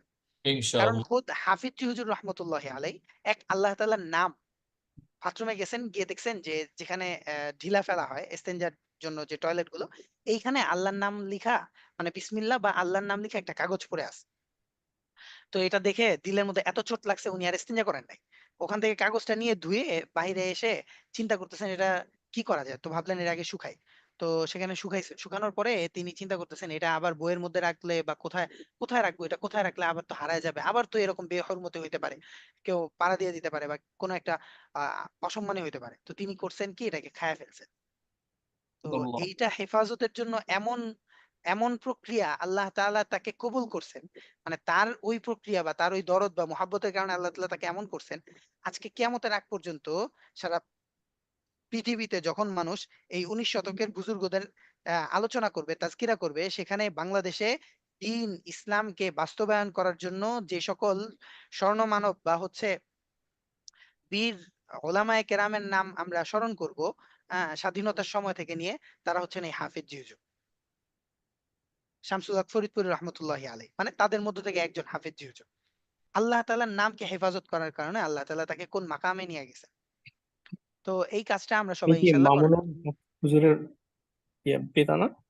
না, না, মামুনুল হক সাহেব হুজুরের আব্বা হচ্ছেন আজিজুল হক সাহেব হুজুর, ও উনি আচ্ছা, বাংলায় শাহ বক্তৃতা আজিজ সাহেব হুজুর। দিয়েছেন সর্বপ্রথম। হ্যাঁ আর ট্যাগ হাফিজ জি লাগিয়েছে হুজুর ঠিক আছে। রহমতুল্লাহি আলাইহি হচ্ছেন এই কি বলে শাহ আহমদুল্লাহ আশরাফ, এই মানে বর্তমান এই কি বলে খেলাফত আন্দোলনের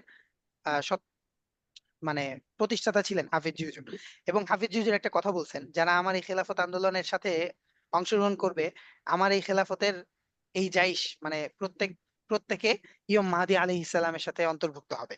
শুধু হাফিজ জি হুজুরের এই ভবিষ্যৎবাণীর জন্য আমরা ছাত্র জামানা থেকে খেলাফত আন্দোলনের সাথে আর কি জড়িত, এমনি অন্য কোনো উদ্দেশ্যে না, রাজনীতির উদ্দেশ্যে না, শুধু হাফিজ জি হুজুরের এই ভবিষ্যৎবাণীর জন্য। কারণ ইমাম মাহদী আলাইহিস সালামের সাথে অন্তর্ভুক্ত হওয়া মানে গাজওয়াতুল হিন্দে অন্তর্ভুক্ত হওয়া। আর গাজওয়াতুল হিন্দে যারা অন্তর্ভুক্ত হবে তাদের কথা আল্লাহ রাসূল বলছেন, ভবিষ্যৎবাণী দিয়ে গেছেন যে জি জি। তারা হচ্ছে বদরিনদের অন্তর্ভুক্ত বা বদরিনদের সম মাকামের হচ্ছে অধিকারী হবে ওস্তাদ জি, আল্লাহ তাআলা। জি 10 সেকেন্ড একটু জিজ্ঞেস করি, যেটা আমরা তো জানি যে গাজওয়াতুল হিন্দ সমসাময়িক কাছাকাছি সময় হবে যে ইমাম, এখন এটা কি গাজওয়াতুল হিন্দ ওই ইমাম মাহদি ওনার ওনার সময় কি হবে এটা, মানে উনি ওনার আগমনের পরে কি এটা সংগঠিত হবে? ইমাম মাহদী আলাইহিস সালাম এর দ্বারা পৃথিবীতে আবার ইসলামী খেলাফা নবায়িত হবে। ও, আর ঘটনার সূচনা হবে গজওয়াতুল, ঘটনার মানে ঘটনাটার পুরো প্রেক্ষাপটটা মানে ঘটবে হচ্ছে গজওয়াতুল হিন্দের দ্বারা। আর এগুলো শুরুর আরো ইয়াজুজ মাজুজ আসবে, দাজ্জাল আসবে, আরো অনেকগুলো ঘটনা আছে মাঝখানে। ওস্তাদ অনেকে তো গজওয়াতুল হিন্দ বলে আলটিমেটলি, গাজওয়াতুল হিন্দ হয়ে গেছে। যাই হোক ওস্তাদ, এটা আমাদের যেহেতু আজকে দার্সের আউট অফ টপিক, তাই গুরুত্বপূর্ণ একটা টপিক হওয়া সত্ত্বেও আমি আলোচনা করতে পারছি না ওস্তাদ। জি ওস্তাদ জি, জাযাকাল্লাহ। ওয়া ইয়াকুম। এটা আমাদের আমরা একটু স্টাডি করার চেষ্টা করব ইনশাল্লাহ। আর আমাদের এই সংক্রান্ত কোনো দার্স আসলে ওই সময় ইনশাল্লাহ আমরা আবার এটা পুরোপুরি হচ্ছে আলোচনা করব ইনশাল্লাহ। হ্যাঁ। আসসালামু আলাইকুম। ওয়ালাইকুম আসসালাম, জি ওস্তাদ। জি, আমি আসলে জিজ্ঞেস করতে চাচ্ছিলাম যে এই যে কাগজগুলোর কথা বললেন মাত্র, যে বিভিন্ন ধরনের লিফলেটে থাকে, বিভিন্ন ধরনের কার্ডে দেওয়া থাকে আল্লাহ তাআলার নাম, জি। আহ, আমাদের হাতে যদি চলে আসে কিন্তু জিনিসটা আমাদের প্রয়োজন নাই বা আমরা অনেক পরিমাণে হয়ে যাচ্ছে, তখন আমাদের এগুলো ডিসপোজ করার বা এগুলো মানে কিভাবে আমাদের কি করা উচিত হ্যাঁ, এই এই আমরা কাগজগুলো নিয়ে? এটা করেছিলাম কি ওস্তাদ, আসলে এটা তো আমাদের এককভাবে, এখন আমরা যারা দার্স করছি আমরা প্রত্যেকে এটা করলে এককভাবে করতে হবে, কারণ আমাদের এখন আর আমরা তো এখানে যারা আছি কোনো ইউনিটি বাহ্যিক দৃশ্যত কোনো ইউনিটির মধ্যে নাই, শুধু ভার্চুয়াল একটা ইউনিটির মধ্যে আছি। তো আমরা যেটা করেছিলাম, আমরা যখন মান্ডায় ছিলাম অনেক আগের কথা, এটা 18-19-এর কথা। ওই সময় আমাদের বছর 2বার নির্বাচন হয়েছিল। কি কি জানো নির্বাচন হয়েছিল? ধন্যবাদ নির্বাচনের মধ্যে এরকম পোস্টার টোস্টার দিয়ে ভরে ফেলছিল। আমরা একটা অভিযান চালাইছিলাম ফজরের নামাজ পড়েই সাথে সাথে পুরা মান্ডার ওই শুরু থেকে নিয়ে, যেখান থেকে মুগদা শুরু, মুগদা রোড থেকে, মুগদা বিশ্ব রোডের ওখান থেকে মুগদা থেকে নিয়ে একদম গ্রিন মডেল টাউন পর্যন্ত পুরাটা রোড সোজা একদম স্ট্রেট। এই সোজা রোডের মধ্যে পুরা রোডের আশেপাশে যত পোস্টার থাকবে সব পোস্টার আমরা নিয়ে আসবো। এবং আমরা এরকম ভাবে আলহামদুলিল্লাহ বস্তা ভরে এই পোস্টার গুলো নিয়ে এসে এগুলো আবার আমরা পুরা ফেলছিলাম। কারণ এগুলো হেফাজত করার মতন আমাদের কাছে এই ওয়ে ছাড়া আর কোনো ওয়ে নাই। আর সচরাচর হচ্ছে এই সকল বিষয়গুলো হেফাজতের ক্ষেত্রে এটা একটা মানে বৈধ এবং মানে সহজ প্রক্রিয়া যে পুড়িয়ে ফেলা। যতক্ষণ পারবো সংরক্ষণ করবো, যদি না পারি তাহলে পুরা ফেলা। হ্যাঁ, আমার কাছে এখনো পর্যন্ত মানে 4-5 বছর আগেরও ওই কোন একটা ভিজিটিং কার্ডের মধ্যে বিসমিল্লাহ লেখা দেখছি, ওটা এখনো আছে। আমি এগুলো যখনই পাই পকেটে করে ছোট্ট করে শুধু ওই জায়গা থেকে বিসমিল্লাহটা কেটে নিয়ে আসি, আল্লাহর নামটা কেটে নিয়ে আসি। আর রহমান রহিম এই ধরনের নাম থাকলে কেটে নিয়ে আসি। এটা কিন্তু ইতস্তত বোধ হয় রাস্তার মধ্যে, কিন্তু আমি যদি এটা শুধু আল্লাহর জন্য, আল্লাহর মহাব্বতের জন্য করতে পারি, তাহলে এই ইতস্ততের বদলা আল্লাহ তাআলা কেমন দিবে বুঝতে পারছি। জি উস্তাদ জি, জি। আল যেটা জাযাউল আমার কাছে ইহসানি ইল্লাল ইহসান। আল জাযাউল্লাহি ইল্লাল ইহসান। আল্লাহু আকবার, লা ইলাহা ইল্লাল্লাহ। চলেন ওস্তাদ আরো এগুলি কি কিছু। নবীর নাম সাহাবীর নামের ক্ষেত্রে এই জিনিসগুলি আমরা হবে নাকি? ওইটা হেফাজত করতে পারলে ভালো, কিন্তু এখানে তো আমাদের আল্লাহ তাআলার সাথে সম্পর্কটা বা এই আকীদাগত দিক থেকে আল্লাহ তাআলার আহ শান এটা একেবারে আলাদা। বাকি সাহাবী নবীদের নাম নবীন এগুলো নবীন নবীটা তো আকিদার মধ্যে আসছে, নবীর নামগুলো। মানে আল্লাহ তাআলার নামের সাথে এটা যেহেতু আমাদের আকীদার সাথে সম্পৃক্ত, নবীদের নাম, সাহাবীদের নাম এগুলো কিন্তু আকীদার সাথে সম্পৃক্ত। এইরকম ভাবে না যেরকম ভাবে শিরক হয়, শিরক এক আচ্ছা কথায় আচ্ছা। শিরকের সাথে সম্পৃক্ত। হুম। বুঝতে পারলাম। এই গুনাহ অনেক কঠিন। শিরক হচ্ছে আমরা আকবরের ক্রাইটেরিয়াস পড়তেছিলাম যে শিরকে আকবর বড় গুনাহ কাকে বলে, বড় শিরক কাকে বলে, এই আর কি। আচ্ছা, তারপরে দেখেন ঠিক এমনই ভাবে হাইয়ুন কয়্যুম মানে হাইয়ুন মানে জীবিত, কয়্যুন কয়্যুম মানে চিরস্থায়ী চিরঞ্জীব। হুম। খালেক, রাজেক, খালেক মানে সৃষ্টিকর্তা, রাজেক মানে রিজিক দেনেওয়ালা। এখন মানুষ তো মানুষকে খাওয়ায়, মানুষ মানুষকে খাওয়ায় তাই না? জি এখন উস্তাদ, মানুষ মানুষকে খাওয়াইছে বলে কি সে রাজেক হয়ে গেছে? উস্তাদ জি কথাটা তো এভাবে বলি যে মানুষ মানুষকে খাবার পরিবেশন করে। হ্যাঁ, মানে আসলে এভাবেই হচ্ছে প্রকৃত অর্থ, এবং কাজটাও প্রকৃত এটাই। কিন্তু আমরা আর কি যেটা করি, আমরা যেটা বুঝি আর কি, যে একজনকে খাওয়ানোর কারণে সে কি রাজেক হয়ে গেছে। রাজেক অর্থ রিজিক দেনেওয়ালা, মানে যিনি রিজিক দেন। এখন একজন রিজিক আইনা দিছে, বাবা আমাকে চকলেট আইনা দিছে তাই বলে কি বাবা রাজেক? জি না, না। কেন? আমাদের এখান থেকে আকীদার বিষয়টা বোঝা এবং শিরকের বিষয়টা বোঝা হচ্ছে এটাই। আমি আমার মেয়েকে শিখাই যে কাপড়টা কে দিয়েছে, এখন বাবা এনে দিক, দাদা এনে দিক, মেয়ে বলে আল্লাহ দিছে। জি উস্তাদ জি, আমিও এটা করি। জাযাকাল্লাহ। তো কিন্তু এটা যদি বলে যে বাবা দিছে তাহলে কি শিরক হবে? এটা শিরক হবে না, কিন্তু আমি তো আমার এখন এসে বুঝতে পারছি যে এটা শিরক হবে না, কিন্তু ছোটবেলায় যদি আমি আল্লাহ দিছেন এটা যদি না শিখতাম, এখন এসে কিন্তু এটা বুঝতে আমার কষ্ট হইতো। Right right. এজন্য এটার মূলত এখান থেকে যে কারণে এটা নিষেধ করা হয়েছে সেটা হচ্ছে রাজেকের মধ্যে একটা সিফাত আছে যে রিজিক দেনেওয়ালা। এই রিজিক দেয়ার সিফাত, এই গুণটা একমাত্র আল্লাহ তাআলা ছাড়া আর কারো নাই। আমি রিজিকটাকে ওই যে উস্তাদ বললেন পরিবেশন করতে পারি, আমি রিজিকটাকে বহন করে মাধ্যম হিসেবে নিয়ে আসতে পারি, কিন্তু রিজিক আমি দিতে পারি না। রিজিক দেনেওয়ালা একমাত্র আল্লাহ তাআলা। এই জন্য এই গুণটা যে রিজিক দেনেওয়ালা, এই গুণকে সমন্বয় মানে এই গুণকে সম্বোধন করে যদি আমি কাউকে ডাকি রাজেক বা কাউকে যদি ডাকি খালেক, তাহলে শিরক হয়ে যাবে। গুনাহ তো হচ্ছেই, শিরক হবে, শিরক। বুঝতে পারলাম। উস্তাদ জি, অনেক কাউকে না বুঝে যদি কাউকে রাজ্জাক বলে ডাকা হয়, এটাও তো তাহলে তার অন্তর্গত হয়ে যাবে সে। ওস্তাদ বুঝেন, আগে একটু বুঝেন। আপনি কিন্তু বললেন না বুঝে কাউকে যদি ডাকি, এখানে উদ্দেশ্য হচ্ছে আমাদের যেটা এখান থেকে বিশেষভাবে বোঝার, রাজেকের মধ্যে একটা গুণ আছে যে রিজিক দেনেওয়ালা। এখন কেউ একজন এই গুণে গুণান্বিত মানুষ, মানুষ এখন ওই গুণটা তার মধ্যে আছে বলে এই রাজেক শব্দটা তার সাথে আমি ব্যবহার করব, তাকে এই জন্য তাকে মানে তার নামায়িত করে তাকে আমি ডাকবো, সম্বোধিত করব রাজেক, তার মধ্যে এই গুণ থাকার কারণে এইটা শিরক। শিরক। আচ্ছা আর আচ্ছা। যদি না বুঝে কাউকে ডাকি তখনও কিন্তু একটা শিরক হচ্ছে, যেটা আমার বেখেয়ালিতে হচ্ছে। ওইটা হচ্ছে যে আল্লাহ তাআলা যেহেতু রাজেক, আর এই রাজেক শব্দটা এককভাবে, এই শুধু রাজেক শব্দটা এককভাবে শুধু শুধু কারোর সাথে ব্যবহার করা যাবে না। যদি কারোর সাথে ব্যবহার করতে হয় তাহলে এই রাজেক শব্দটা ব্যবহারের অনুকূলে নিয়ে আসতে হবে, উপযুক্ততা নিয়ে আসতে হবে। সেটা কিভাবে? আব্দুর আব্দুর রাজ্জাক। রাজ্জাক, যে রাজ্জাকের বান্দা। আচ্ছা আচ্ছা।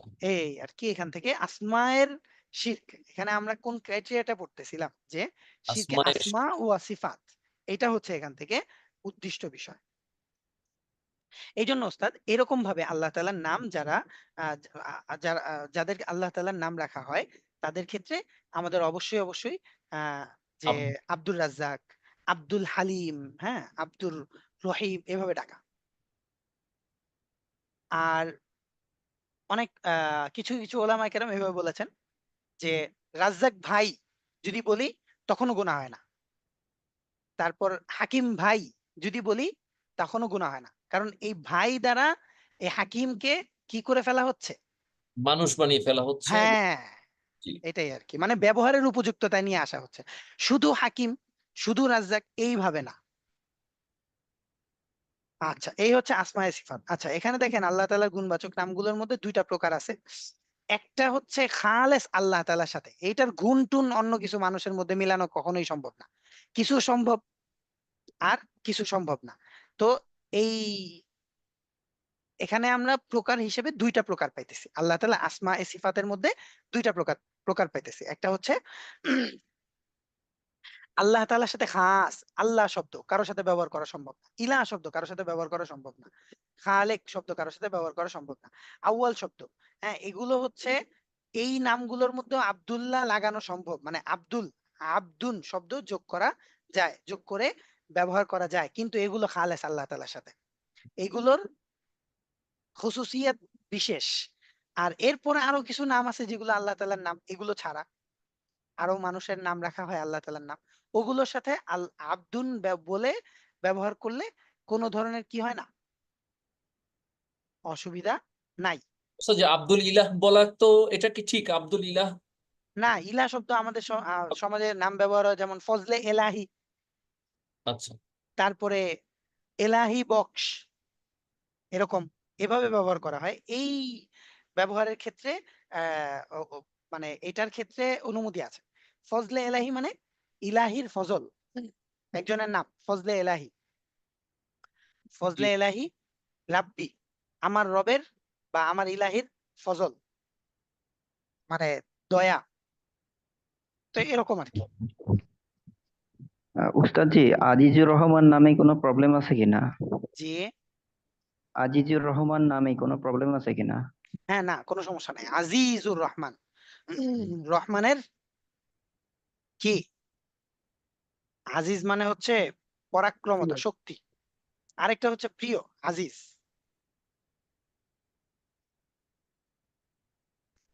আচ্ছা, তাহলে এই বিষয়টা বুঝতে পারলাম যে আল্লাহ তাআলার নামের সাথে কিছু নাম একবারে খাস যেগুলো আল্লাহ তাআলার সাথে, আল বারি যদি বলি, আল কুদ্দুস যদি বলি, হ্যাঁ, এই নামগুলো দেখবেন কোরআনের মধ্যে আয়াতুল কুরসি, সূরা হাশরের শেষ 3 আয়াত, এগুলোর মধ্যে আমরা স্পষ্ট পাবো। এইগুলোর সাথে আল্লাহ তাআলার নামের বিশেষ খুসুসিয়াত আছে। এগুলো আল্লাহ তাআলার নামের সাথেই, মানে আল্লাহ তাআলার সাথেই খাস। আর যেগুলো এই 99টা নামের মধ্যে এই নামগুলো ছাড়া যে নামগুলো আছে সেগুলোও আল্লাহ তাআলার নাম, কিন্তু ওগুলো অন্য ক্রাইটেরিয়ার মধ্যে, যেগুলো আমরা আব্দুন শব্দ যোগে সচরাচর ব্যবহার করতে পারি। ওইগুলো মানে এই দুইটা ধরনের মধ্যে পার্থক্য এতটুকুই যে আল্লাহ তাআলা যে ওই যে ইলাহ বলা, ইলাহ ইবাদতের উপযুক্ত যিনি, ইবাদতের উপযুক্ত যিনি, এই তো তিনি তো একমাত্র আল্লাহ ছাড়া আর কেউ নাই। আর এই গুণটা তার মধ্যে থাকার কারণেই তিনি ইলাহ। ওই যে ইলাহ, ওই ইলাহ সত্তার কারণে এই নামগুলা ওই ইলাহের সাথে খাস। এগুলো তাফসীর আমরা পড়লে আমাদের কাছে এই বিষয়গুলো আরো ক্লিয়ার হয়ে যাবে। মানে আসমায়ে সিফাতের উপর শুধু পড়ালেখা করলে, এখানে যেহেতু আমরা আকীদাগত ভাবে পড়তেছি, তাই এই মূল বিষয়টা আমরা পড়তেছি। আর একটু ডিপ হচ্ছে, আপনাদের কাছে আমি রিসোর্স দিয়ে দিচ্ছি, মানে আমি আপনাদের কি বলে, আমি আপনাদেরকে গাইডলাইন করে দিচ্ছি। রিসোর্স আপনারা হচ্ছে নিজেরা অর্জন করে নিবেন, গ্যাদার করে নিবেন, যে এই নামের তাফসীর আছে, আল্লাহ তাআলার নামের উপরে আলাদা তাফসীর আছে, ওইটা পড়লে ওখান থেকে আরো অনেক কিছু আমরা জানতে পারবো। আচ্ছা, এখানে দেখেন, এই যে আল্লাহ তাআলা যে সকল নামগুলো কোরআনের মধ্যে ব্যবহার করেছেন, সেই সকল, মানে এখানে আল্লাহ তাআলার নাম কোনটা ব্যবহার করতে পারবো এবং কিভাবে, বা আল্লাহ তাআলার নামগুলোকে আমরা কিভাবে বিশ্বাস করব, এই যে আল্লাহ তাআলা কোরআনের মধ্যে এরকম কিছু নাম ব্যবহার করেছেন, রউফুন, রহিমুন। হ্যাঁ, আল্লাহ রাসূলের ক্ষেত্রে এটা ব্যবহার করেছেন আল্লাহ তাআলা, রউফুন মানে হ্যাঁ দয়াশীল, আর রহিমুন মানে দয়াশীল, রউফুন মানে স্নেহশীল। এই গুণাবলীগুলো কিন্তু আল্লাহ তাআলা কিন্তু রউফুন, আল্লাহর একটা নাম হচ্ছে রউফ। হ্যাঁ, আল্লাহর একটা নাম হচ্ছে রহিম। এগুলো আল্লাহ তাআলা যেগুলো এই কোরআনের মধ্যে ব্যবহার করেছেন, এগুলো হচ্ছে নবীদের শানে ব্যবহার করেছেন। আর এগুলো আল্লাহ তাআলা ব্যবহার করেছেন এই জন্য যে নবীদের এই সকল গুণগুলো যে আছে এটা বোঝানোর জন্য। এটা না যে এই রউফ মানে নবী, বুঝতে পারলাম? তাদের এই গুণ আছে বলে আল্লাহ তাআলা, যেমন হালিম, রশিদ, এগুলো শুআয়ব আলাইহিস সালামের ছিল বলে, এই গুণগুলো ছিল বলে আল্লাহ তাআলা তার ক্ষেত্রে এই নাম ব্যবহার করেছেন। আর খুসুসান এই গুণ কার? হালিম, এটা কার নাম, কার গুণ, কার? খুসুসান, স্পেসিফিক্যালি আল্লাহ তাআলা। আল্লাহ তাআলা। হ্যাঁ, এই তো বিষয়টা বুঝতে পারলাম। জি ওস্তাদ। কোরআনের মধ্যে যেভাবে ব্যবহার করা হয়েছে, আমরা কিভাবে এটা বুঝবো এবং বিশ্বাস করব। আর ব্যবহারের ক্ষেত্রে আমরা আমাদের জন্য আল্লাহ তাআলার নাম কিভাবে ব্যবহার করতে পারি, আকীদাগত দিক থেকে যেন পুরোটা বিশুদ্ধ হয়, কোনো শিরক না থাকে। আল্লাহ তাআলা আশা করি আল্লাহ তাআলা আমাদেরকে আমাদের জন্য বিষয়টা বুঝতে আরো অনেক বেশি সহজ করে দিবেন। আচ্ছা, এটা হচ্ছে শিরক ফিল আসমা এর কয়েকটি উদাহরণ। এগুলো আমরা আ- ইতিমধ্যে এই বিষয়টা বুঝেছি আলহামদুলিল্লাহ এই ওস্তাদ একটু আলোচনাগুলোর মধ্যে। যদি কিছু না করেন, জি ওস্তাদ। 11টা বেজে গেছে, রিমাইন্ডার। ওহ, জাযাকুমুল্লাহু খায়রান ওয়া আহসানাল জাযা। জি, আমাদেরও হচ্ছে আজকে শেষ। তো এখানে দেখেন আমরা যেগুলো পড়েছি এগুলো সবই মোটামুটি মুদাকারা হয়েছে এবং আমরা জেনেছি। মৃত্যুদাতা, গায়েব জাননেওয়ালা, রিজিক দাতা, বিপদ দূর করনেওয়ালা, সুপারিশ গ্রহণ করনেওয়ালা। হ্যাঁ, তারপর হচ্ছে উম আল্লাহ তাআলার সাথে মাধ্যম ছাড়া সরাসরি হ্যাঁ মানে প্রার্থনা করা। এগুলো হচ্ছে মানে মাধ্যম দিয়ে আল্লাহ তাআলার কাছে কোনো কিছু চাওয়া। এগুলো হচ্ছে শিরক ফিল আসমা, আল্লাহ তাআলার নামের সাথে শিরক। এগুলো আমরা আলহামদুলিল্লাহ যে এটুকু আলোচনা করেছি এর মধ্যে আশা করি বুঝতে পেরেছি। তারপর 3 নাম্বার দেখেন, 3 নাম্বার এবং 4 নাম্বার আমি আপনাদেরকে মুলাখাসটা বলে ফেলি, আপনারা শীটটা পড়লেই বুঝতে পারবেন। রুবুবিয়াত মানে আল্লাহ তাআলার, শুরুতেই আমরা আলোচনা করেছি আল্লাহ তাআলার যে পরিচালনা ক্ষমতা, কর্ম ক্ষমতা, এটার সাথে কোনো শরিক করা। যেমন হিন্দুরা বলে দেবদেবী, অমুক বৃষ্টির দেবী, দুর্গা ফসল, খুব ভালো ফসল দেনেওয়ালা, মানে দুর্গা হচ্ছে ফসলের দেবী। শিব হচ্ছে সব ধ্বংস করে দেওয়ার দেবী। যেখানে দেব, যেখানে হচ্ছে কি কোনো ধরনের হয়, মানে হিংসা হয় বা হচ্ছে বিদ্বেষ হয়, সেখানে শিব কি করে, সবকিছু ধ্বংস করে দেয়। এরকম ভাবে এক একজনকে এক একটা শক্তির আধার বানিয়ে ফেলে ওরা। তো নাইস। এই যে কর্মক্ষমতা, এগুলো কার? একমাত্র পৃথিবীর মধ্যে একমাত্র আল্লাহ তাআলার। এটাই হলো রুবুবিয়াত। আর এই রুবুবিয়াতের জায়গায় অন্য কাউকে বসানো, এটা কি? শিরকে আকবার। শিরকে আকবার। দেখেন আরবের মধ্যে, আচ্ছা আলোচনা দীর্ঘ করব না, এটা হচ্ছে শিরকে আকবরের অন্তর্ভুক্ত একটা, যে রুবুবিয়াত। আমাদের সিরাহের মধ্যে এই শিরক সংক্রান্ত প্রথমে আলোচনা আসলে ইনশাল্লাহ আমরা দেখবো যে সেখানে ইনশাল্লাহ আমরা আলোচনা করব শিরকের সাথে আরবের জামানার লোকজনের সম্পর্ক কেমন ছিল। মানে সিরাহের মধ্যে এগুলো পুরো অ্যানালাইজের সাথে আসে, যে শিরকের রুবুবিয়াতের সাথে তাদের সম্পর্কটা কেমন ছিল, বা তারা কি ধরনের শিরক করতো, তাদের মধ্যে শিরকের ক্রাইটেরিয়া কি কি ছিল, এইগুলো আর কি। তারপরে চলেন, এই হচ্ছে বুঝতে পেরেছি তো শিরকের রুবুবিয়াত কি জিনিস, আলহামদুলিল্লাহ ওস্তাদ জি। আলহামদুলিল্লাহ। তারপরে চলেন, এখানে কিন্তু সব দলিল গুলো দেয়া আছে, আমরা নিজেরা পড়লেই ইনশাল্লাহ বিষয়গুলো আরো স্পষ্ট ভাবে বুঝে যাব। ইনশাআল্লাহ। তারপরে চলেন হচ্ছে শিরকে উলুহিয়াত। ইলাহ মানে যার ইবাদত করা হয়। পৃথিবীতে এই ইবাদত করার উপযুক্ত আর কেউ আছে? না ওস্তাদ জি। না, নাই। ওমর রাদিয়াল্লাহু তাআলা আনহু জামানায় আল্লাহ রাসূল ওমর রাদিয়াল্লাহু তাআলা আনহু একদল সাহাবায়ে কেরাম রাদিয়াল্লাহু তাআলা আনহুম আজমাইনকে পাঠিয়েছিলেন হচ্ছে রুস্তমের কাছে। রুস্তম সে সময়ের খুব সম্ভব পারস্য। কারণ আল্লাহ রাসূল খন্দকের যুদ্ধের সময় বলেছিলেন যে পারস্য আমাদের হাতে আসবে, বিজয় হবে। ওমর রাদিয়াল্লাহু তাআলা আনহু জামানায় গিয়ে সেটা বিজয় হয়েছিল। খুব সম্ভব পারস্যের বাদশার কাছে ওমর রাদিয়াল্লাহু তাআলা আনহু একটা টিম পাঠিয়েছিলেন।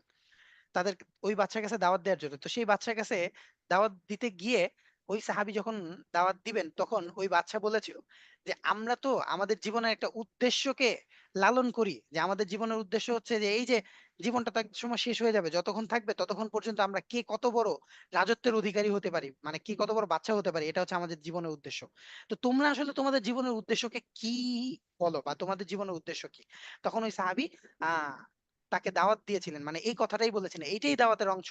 মানে অনেক বড় একটা দাওয়াত দিয়েছিলেন, সেখানে এই কথাটা ছিল যেটা অনেক মোটা দাগের স্পষ্ট ইতিহাসের মধ্যে স্বর্ণাক্ষরে লিখা, যে আল্লাহু ইবতাআসানা লিনাখরুজাল ইবাদা মিন ইবাদাতিল ইবাদি ইলা ইবাদাতিল্লাহ ওয়া মিন দাউরিল ইসলামি ইলা আদলিল ওয়ামিন কি বলে ওয়ামিন জাউরিল আদিয়ানি ইলা আদলিল ইসলাম। এটার অর্থ হচ্ছে আল্লাহু ইবতা আসানা, আল্লাহ তাআলা আমাদেরকে পাঠিয়েছেন লিনাখরুজাল ইবাদা, বান্দাদেরকে বের করার জন্য, মিন ইবাদাতিল ইবাদি, বান্দার দাসত্ব থেকে, বান্দাদেরকে বের করার জন্য বান্দার দাসত্ব থেকে ইলা ইবাদাতিল্লাহ, আল্লাহ তাআলার ইবাদতের দিকে নিয়ে যাওয়ার জন্য। উদ্দেশ্য ক্লিয়ার? আল্লাহ তাআলা আমাদেরকে পাঠিয়েছেন আল্লাহ তাআলার বান্দাদেরকে বান্দার দাসত্ব থেকে বের করে আল্লাহ তাআলার দাসত্বের দিকে নিয়ে যাওয়ার জন্য।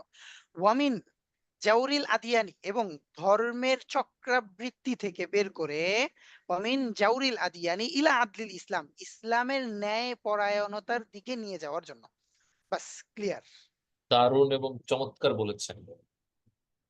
তো এইটা হচ্ছে সেই ঐতিহাসিক দাওয়া যেটা অমুসলিমদের কাছে অর্থাৎ পারস্যের বাদশার কাছে দেওয়া হয়েছিল, জীবনের উদ্দেশ্য। তো এইটা হচ্ছে উলুহিয়াতের সাথে সম্পৃক্ত, যে ইলাহ ইবাদতের উপযুক্ত আর কেউ নাই। ইবাদতের উপযুক্ত একমাত্র কে? আল্লাহ তাআলা। আল্লাহ তাআলা। আর এই ইবাদতের উপযুক্ত আল্লাহ তাআলা যে, এটা কিভাবে বুঝবো? আমি এটা শিখেছি অনেক সুন্দরভাবে বেশ কিছুদিন আগে একটা লেসন থেকে। সেটা হচ্ছে আমরা 25 দিনের একটা সফর করেছিলাম খালেস কিছু আরবদের সাথে ইসলামাবাদ থেকে। এই যে গত ইজতেমার পর কি বলে আরব কি বলে হচ্ছে রিয়াদের কিছু আরবদের সাথে আমি সফর করছিলাম। তো তাদের মতো থেকে যদি একটু একজন। ক্ষমা করবেন হ্যাঁ, যে জি ওই ওস্তাদ। চিঠিটা বুঝতে পারি নাই, যদি এটা একবার বলতেন। কোনটা ওই যে পারস্যদের সাথে কথাবার্তা যে জীবনের এটা, কোনটা বুঝি না ওস্তাদ। ওই যে পারস্য যে বললো যে আমাদের জীবন ধারণ করি, তখন যে কথাটা হচ্ছিল ও হ্যাঁ, এটা মানে এখানে বলার উদ্দেশ্য হচ্ছে যে এই ইবাদতের উপযুক্ত একমাত্র আল্লাহ তাআলা, উলুহিয়াতের সাথে সম্পৃক্ত। এটা আমরা মানে সাহাবায়ে কেরাম আহলুস সুন্নাহ ওয়াল জামাআর বিশ্বাস আকীদা কেমন ছিল এটা বোঝার জন্য ওই ঘটনাটা মনে পড়লো, যে সাহাবায়ে কেরাম এই ঈমান নিয়েই তাদের কাছে দাওয়াত দিছেন। এবং মানে এরপরের ঘটনা আরো অনেক কিছু। সে দাওয়াত পরবর্তীতে হচ্ছে গ্রহণ করছে। মানে সে পরবর্তীতে পারস্য আমাদের হাতে আসছে আর কি। তো ওইটা ভিন্ন একটা ঘটনা, ওইটা সিরাহের মধ্যে আবার আমরা আসলে ইনশাল্লাহ আলোচনা করব।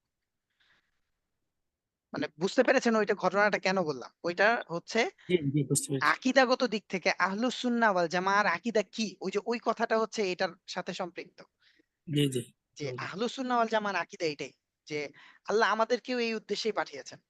ইবতা আসানা লিনাখরুজাল ইবাদা মিন ইবাদাতিল ইবাদি ইলা ইবাদাতিল্লাহ, বান্দাকে বান্দার দাসত্ব থেকে বের করে আল্লাহ তাআলার দাসত্বের দিকে নিয়ে যাওয়ার জন্য, এবং ধর্মের চক্রাবৃত্তি থেকে বের করে, না খ্রিস্টান না হিন্দু না বৌদ্ধ না শিখ না জৈন, কোনো কিছুই না, না শয়তানিজম, কোনো কিছু না। ধর্ম একমাত্র আদলিল ইসলাম, ইসলামের ন্যায় পরায়ণতা। কারণ ইসলাম সবকিছু ফিক্সড করে দিছে। ইসলামের মধ্যে কোনো কিছু আবার নতুন করে উপদেষ্টা তৈরি করতে হয় না আর কি। ইসলাম একদম ফিক্সড। সরল এবং চিরস্থায়ী। হ্যাঁ, আলহামদুলিল্লাহ। জাস্ট এখানে সব চেয়ার নির্বাচন করা, প্যাটার্ন সব দাঁড় করানো, ব্যক্তিকে ওই প্যাটার্নে নিয়ে যাওয়া হবে, ব্যক্তিকে ওই চেয়ারের মধ্যে বসানো হবে। ইসলাম সব ফিক্সড, আলহামদুলিল্লাহ। কারণ আল্লাহ তাআলা বলে দিয়েছেন আল ইয়াউমা আকমালতু লাকুম দীনাকুম। আচ্ছা, তো ওস্তাদ সময় যেহেতু শেষ আর দীর্ঘ করব না। এই হচ্ছে তাওহীদে উলুহিয়াত, বুঝতে পারলাম উলুহিয়াত। আলহামদুলিল্লাহ ওস্তাদ জি। তো উলুহিয়াতে শিরক যেন কোনোভাবে না হয়, সেই সকল বিষয়গুলো আরো সহজে বুঝতে পারবো এই আয়াতগুলো দেখলে। এখানে আল্লাহ তাআলার ইলাহের সাথে সব পরিচয়গুলো আল্লাহ তাআলা দিয়েছেন। ওয়ালা তাজআল মা আল্লাহি ইলাহান আখর। আল্লাহ তাআলা ইলাহ বলে, ও আচ্ছা, আপনাদেরকে যেটা বলতে গিয়ে বললাম যে ইলাহের পরিচয়টা আরো ভালোভাবে শিখেছি হচ্ছে ওই আরবের ওই শায়েখের কাছ থেকে। তো তিনি আমাকে শিখিয়েছেন যে মা মানা লা ইলাহা ইল্লাল্লাহ। قال النبي صلى الله عليه وسلم أي دعا النبي صلى الله عليه وسلم المشركين في زمان رسول الله صلى الله عليه وسلم قبل زمان أي قبل وقت كثيرة যে তিনি এটাই বুঝায় বলতেছিলেন নবীজি ওই সময় যে আরবের লোকজনদের কাছে যে দাওয়াত দিছেন, আসলে ওই দাওয়াতটা কিভাবে দিছেন, লা ইলাহা ইল্লাল্লাহ বলছেন। আচ্ছা, লা ইলাহা ইল্লাল্লাহ যে নবীজি বলছেন, আমরাও তো লা ইলাহা ইল্লাল্লাহ বলি, তাহলে মানুষ কেন ঈমান গ্রহণ করে না? তুমি লা ইলাহা ইল্লাল্লাহ বুঝায় বলতে পারো নাই। তুমি দোকানে গিয়ে আমাকে বলছো ভাই আমার 1 লিটার মিল্ক বিটা দুধ লাগবে, এখন সে কি তোমাকে প্রাণের দুধ দিবে? বা অন্য কোনো হচ্ছে মানে পাস্তুরিত দুধ দিবে? অন্য কিছুই না, তোমাকে মিল্ক পিটাই দিবে যদি সে বুঝে থাকে। এখন সে তো বুঝেই নাই, তাহলে তুমি তো টাকাও দিতেছো, তাকে গিয়ে বলতেও আসো, কিন্তু দিতেছে না কেন? অর্থাৎ মানুষকে আমরা লা ইলাহা ইল্লাল্লাহ বলতেছি, কিন্তু মানুষ তো লা ইলাহা ইল্লাল্লাহ গ্রহণ করতেছে না, তার মানে মানুষ বুঝতেছে না লা ইলাহা ইল্লাল্লাহ। তাহলে লা ইলাহা ইল্লাল্লাহ কি? লা ইলাহা ইল্লাল্লাহ হচ্ছে লা খালিকা ইল্লাল্লাহ, লা মালিকা ইল্লাল্লাহ, লা হালিকা ইল্লাল্লাহ, লা মুহলিকা ইল্লাল্লাহ, লা মু'তিয়া ইল্লাল্লাহ, লা রাযিকা ইল্লাল্লাহ। আল্লাহু আকবার। আমি এত সহজ বিষয় উনার কাছ থেকে শোনার পর আমার জেহেন সাফ হয়ে গেছে যে আসলে শেখা হচ্ছে এরকম যে প্র্যাকটিসিং যখন হব তখনই আমি একটা জিনিসকে একদম অ্যানালাইসিসের সাথে শিখতে পারবো। লা ইলাহা ইল্লাল্লাহ তার কাছ থেকে শিখেছি যে লা ইলাহা ইল্লাল্লাহ অর্থ হচ্ছে যে আল্লাহ ছাড়া কোনো ইলাহি নাই, মানে আল্লাহ ছাড়া কোনো খালেক নাই, খাওয়ানেওয়ালা নাই, আল্লাহ ছাড়া কোনো পালনেওয়ালা নাই, আল্লাহ ছাড়া কোনো শক্তি দেনেওয়ালা নাই, শিফা দেনেওয়ালা নাই, কোনো কাজ সমাধান করনেওয়ালা নাই, বিপদ থেকে উদ্ধার করনেওয়ালা নাই, কেউ নাই। লা ইলাহা ইল্লাল্লাহর মানে হইলো এটা। তো আসলে আমরা একটা কথা বলি ঠিক, কিন্তু এই কথাটার ভিতরে বা এই কথাটার উদ্দেশ্য কি এটা আমরা নিজেরা না জানার কারণে অন্য কেউ বুঝায় বলতে পারি না, যার জন্য সে যে আমার কাছ থেকে অ্যাকসেপ্ট করবে, অ্যাকসেপ্টও করে না। আমরা ইলা আর মাহবুদের অর্থই তো বুঝিনি ঠিক মতো এখন। এইটাই আর কি উস্তাদ। তো আল্লাহ তাআলা আমাদেরকে বোঝার তৌফিক দান করেন। আসসালামু আলাইকুম উস্তাদ। ওয়ালাইকুম আসসালাম ওয়া রাহমাতুল্লাহ। জি উস্তাদ, একটা সময়। প্রশ্ন, জি একটা ছোট উস্তাদ। ফিল জি ফিল উস্তাদ। আসমা ও সিফাত, যে আল্লাহ কারো সুপারিশ অবশ্যই গ্রহণ করেন বলে মনে করা শিরক। আমরা তো জানি যে রাসূল সাল্লাল্লাহু আলাইহি ওয়াসাল্লামের সুপারিশ গ্রহণ করবে কিয়ামতের দিন। জি, সেক্ষেত্রে অ্যাকচুয়ালি বলতেন মানে এখানে লেখা আছে আল্লাহ কারো সুপারিশ অবশ্যই গ্রহণ করেন বলে মনে করা শিরক। ও এটা যেন কোথায় সুপারিশের কথাটা? আসমার উদাহরণ 6 নাম্বার, ফিল ফিল আসমা।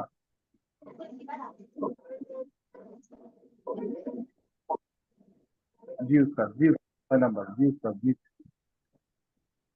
মনে রাখা আবশ্যক যে উপরোক্ত নামগুলো গুণ হিসেবে আল্লাহর সিফাত বা গুণের সাথে। উদাহরণ 6 নাম্বারটা একটু কাইন্ডলি দেখ। জি জি জি। আচ্ছা, আচ্ছা, যখন প্রকার ভেদ করা হয় তখন কিন্তু কথা, অনেক কথাকে এক জায়গায় এনে একটা প্রকারে আবদ্ধ করা হয় বোঝার জন্য, তাই না? এটা জি কিন্তু উস্তাদ, প্রকারভেদ। এর আলোচনা কিন্তু ডিপ এখানে আমরা করে ফেলছি। আপনার উত্তর আচ্ছা, কিন্তু স্যার আপনার প্রশ্নের মধ্যেই আছে, একটু পরক বুঝলেই। হুম, পরকালের দুনিয়া, দুনিয়াতে আল্লাহ তাআলা কোনোভাবেই কারোর সুপারিশ গ্রহণ করেন না, উনি সরাসরি নিজেই সবকিছু কবুল করেন, দিয়ে দেন। আর আখিরাতে নবী করিম সাল্লাল্লাহু আলাইহি সাল্লাম ব্যতীত কেউ সুপারিশ করতে পারবে না সাধারণভাবে। উনি অনেক জি সুহাদা ওরা তো সুপারিশ করতে পারবে আখিরাতে। মানে কি ওস্তাদ এখানে আমাদের উদ্দেশ্য হচ্ছে আমি আপনি আকীদা লালন করতে পারতেছি কতক্ষণ, যতক্ষণ আমার জীবন আমার দেহের মধ্যে জীবন আছে। জীবন। জীবন আছে। এখন এই বর্ডারটা এখানে ধরে এর ভিতরে আমার আমার আপনার কাছে কি কি আছে এখান থেকে আসেন দেখার চেষ্টা করি। আমার জি আপনার জীবন শুকরিয়া। যতক্ষণ আছে, মানে হায়াত, এটা হচ্ছে দুনিয়ার হিসাব। কারণ আমাদের আকীদাটা আমাদের জীবন যতক্ষণ থাকবে ততক্ষণই কিন্তু আমরা ধারণ করতে পারি। আর জীবন শেষ হয়ে যাওয়ার পর যা ধারণ করেছিলাম সেটাই কবরে যাবে। ওইটা আর আলাদা আরেকটা জায়গা, ওইখানকার হিসাব আলাদা আরেকটা হিসাবে হবে। এই আর কি অবস্থা। এখানে জি সুপারিশের উস্তাদ, মাকসাদ এটা। সুপারিশ দ্বারা উদ্দেশ্য হচ্ছে ওই যে আমরা বর্তমান প্রচলিত পীর শব্দটাকে একটা অপব্যবহার করি, যেটা যে পীর ধরলেই চলবে, সে সুপারিশ করে দিবে, পীর সাহেব জান্নাতে নিয়ে যাবে, বলে না মানুষ। জি উস্তাদ, এই সুপারিশের জি বলে যে কবরের প্রশ্নের অ্যান্সার দিবে, এরকমও পীর আছে। আল্লাহ হেফাজত করুক, টাকা দিলে নাকি কি কি জানি হয়, হজ হয়ে যায়, তারপর কবরে সওয়াল জবাব সহজ হয়ে যায়। এক একটার জন্য এক এক পরিমাণ আছে আর কি। আল্লাহ হেফাজত করুক, আল্লাহ হেফাজত করুক। নাউযুবিল্লাহি মিন যালিক। আচ্ছা, তো আজকে আমরা উস্তাদ, জি বলেন।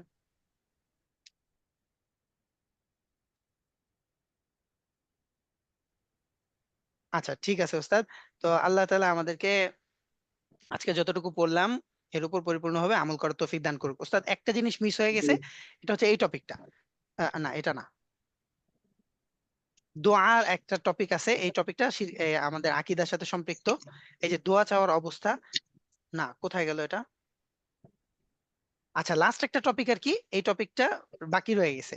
এই টপিকটা হচ্ছে দোয়া চাওয়ার ক্রাইটেরিয়া, যে দোয়া দুই ধরনের।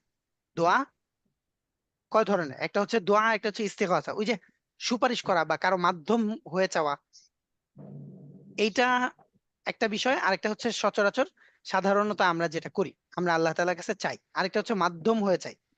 তো মাধ্যম হয়ে চাওয়া যেমন কোনো পীরের মাধ্যম বা অন্য কোনো কিছুর মাধ্যম, এগুলোর মাধ্যমে কিনা আল্লাহ তাআলার কাছে মান্নত করে আল্লাহ তাআলার কাছে চাই না আমরা। তো মান্নত এর ক্রাইটেরিয়াও এখানে আছে যে কোনটা শিরক হবে। আমি আলোচনা করলাম না, আপনারা পড়লেই বুঝতে পারবেন। আমি মূল বিষয়টা আপনাদের কাছে বললাম যে আল্লাহ তাআলার কাছে চাওয়ার ক্ষেত্রে ধরন এখানেও শিরক হয়।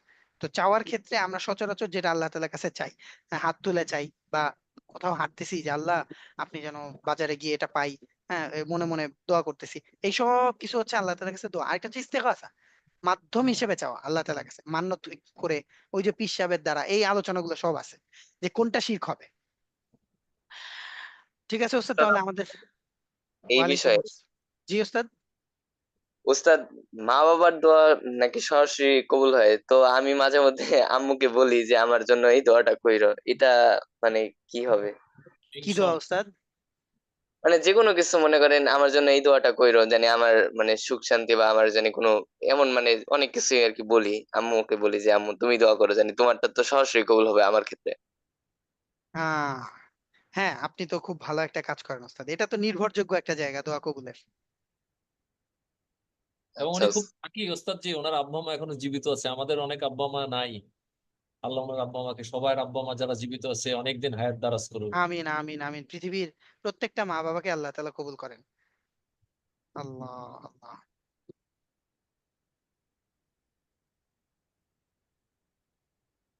আচ্ছা ওস্তাদ, কে যেন প্রশ্ন করছেন আল্লাহ তাআলার, আল্লাহর আকার সম্পর্কে আমাদের আকীদা কিরূপ হওয়া উচিত? এক, আল্লাহ নিরাকার, আল্লাহ আকার আছে, তবে সে আকার আমাদের কারো মতো না। আল্লাহকে যেরকম আকার মানায় সেরকম না। দ্বিতীয়টা ওস্তাদ, এটা এটা দ্বিতীয়টা আসবেই না, দ্বিতীয়টা আসবেই না, পয়েন্ট এই প্রশ্ন দ্বিতীয়টা নাই। করাই তো যাবে না মনে হয় ওস্তাদ, জি মানে এরকম প্রশ্ন করাই তো বেয়াদবি না? আহ এই এটা তো প্রশ্ন আসা মানে হচ্ছে আমার আকীদার নড়বড়ের মধ্যে আছি, মানে আমার ঈমান নিয়ে আমি এমন জায়গায় আছি যে এখন হয়তো পড়েও যেতে পারি, আবার আমি বেঁচেও যেতে পারি। তো এরকম একটা অবস্থা। আল্লাহ তাআলা কোনো আকার নাই। ওই যে আমরা উপরে একটা আয়াত পড়লাম ওই শীটের মধ্যে, লাইসাকা মিসলিহি শাই, আল্লাহ তাআলার মতন কোনো কিছু নাই। এখন আপনি প্রশ্ন করেছেন আল্লাহ তাআলার আকার কেমন বা কি রূপ, আমাদের আকীদা কেমন হওয়া উচিত। তো আল্লাহ তাআলার মতন কোনো কিছু নাই যখন আল্লাহ তাআলা বলে দিছেন, তখন ইয়াদুল্লাহ মানে আমরা বুঝতেছি যে আল্লাহ তাআলা এখানে আল্লাহ তাআলা একটা শক্তির কথা বুঝাইছেন। আল্লাহ তাআলার হাত এখানে উদ্দেশ্য না। বুঝতে পারলাম? ঠিক এরকম ভাবে একই একটা আয়াত, যে ইন্নাল্লাহা গনিয়্যুন ওয়া আনতুমুল ফুকারা, আল্লাহ তাআলা ধনী আর তোমরা গরিব, মানে আল্লাহ তাআলা ধনী মানে আল্লাহ তাআলার গরিব হওয়ার চান্স ছিল, তাই না? জি, মানে এরকমই না? জি কোরআনেরই এরকম তো বলবো। আয়াত, শব্দ দ্বারা তো এটাই বোঝা যাইতেছে যে ইন্নাল্লাহা গনিয়্যুন, আল্লাহ তাআলা ধনী। আর হচ্ছে ধনী মানে হচ্ছে আল্লাহ তাআলার গরিব হওয়ার একটা চান্স ছিল, বা এই ধনী বললে এটাও বোঝা যায় যে আল্লাহ তাআলার ধনী হওয়ার পরেও তো মানুষের অনেক চাহিদা থাকে না? মানে ধনী হওয়ার মুখাপেক্ষী। হ্যাঁ, ধনী হওয়ার পরেও মানুষের চাহিদা থাকে না? জি, তা আল্লাহ তাআলারও চাহিদা আছে, এটাও বোঝা যাইতেছে যে এই শব্দ দ্বারা। তো কোরআনের মধ্যে এরকম ভাবে কিছু কিছু জায়গায় এই ধরনের শব্দগুলো এসছে।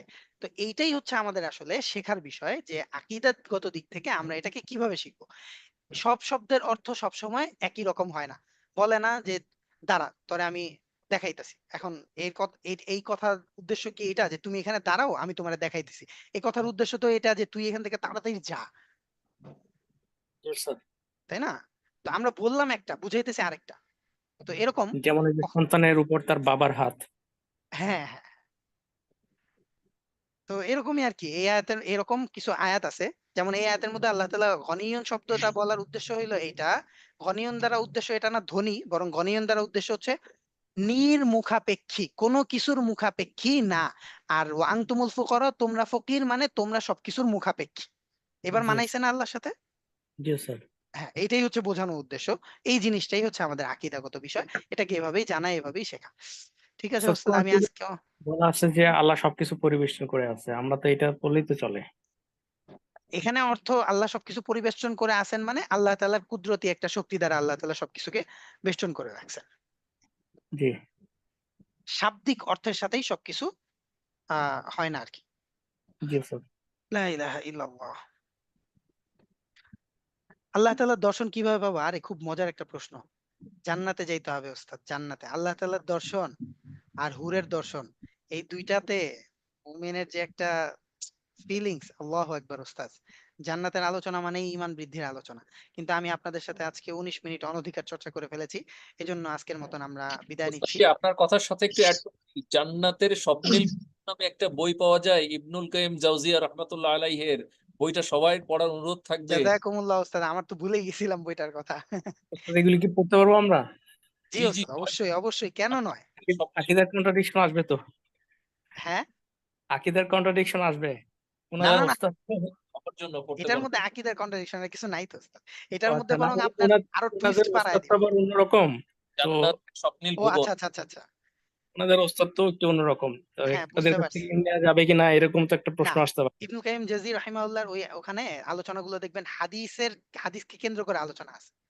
মানে মৃত্যু প্রাণে যাচ্ছে এটা। জান্নাতের যে হ্যাঁ, ঠিক আছে, হ্যাঁ বুঝছি আমি।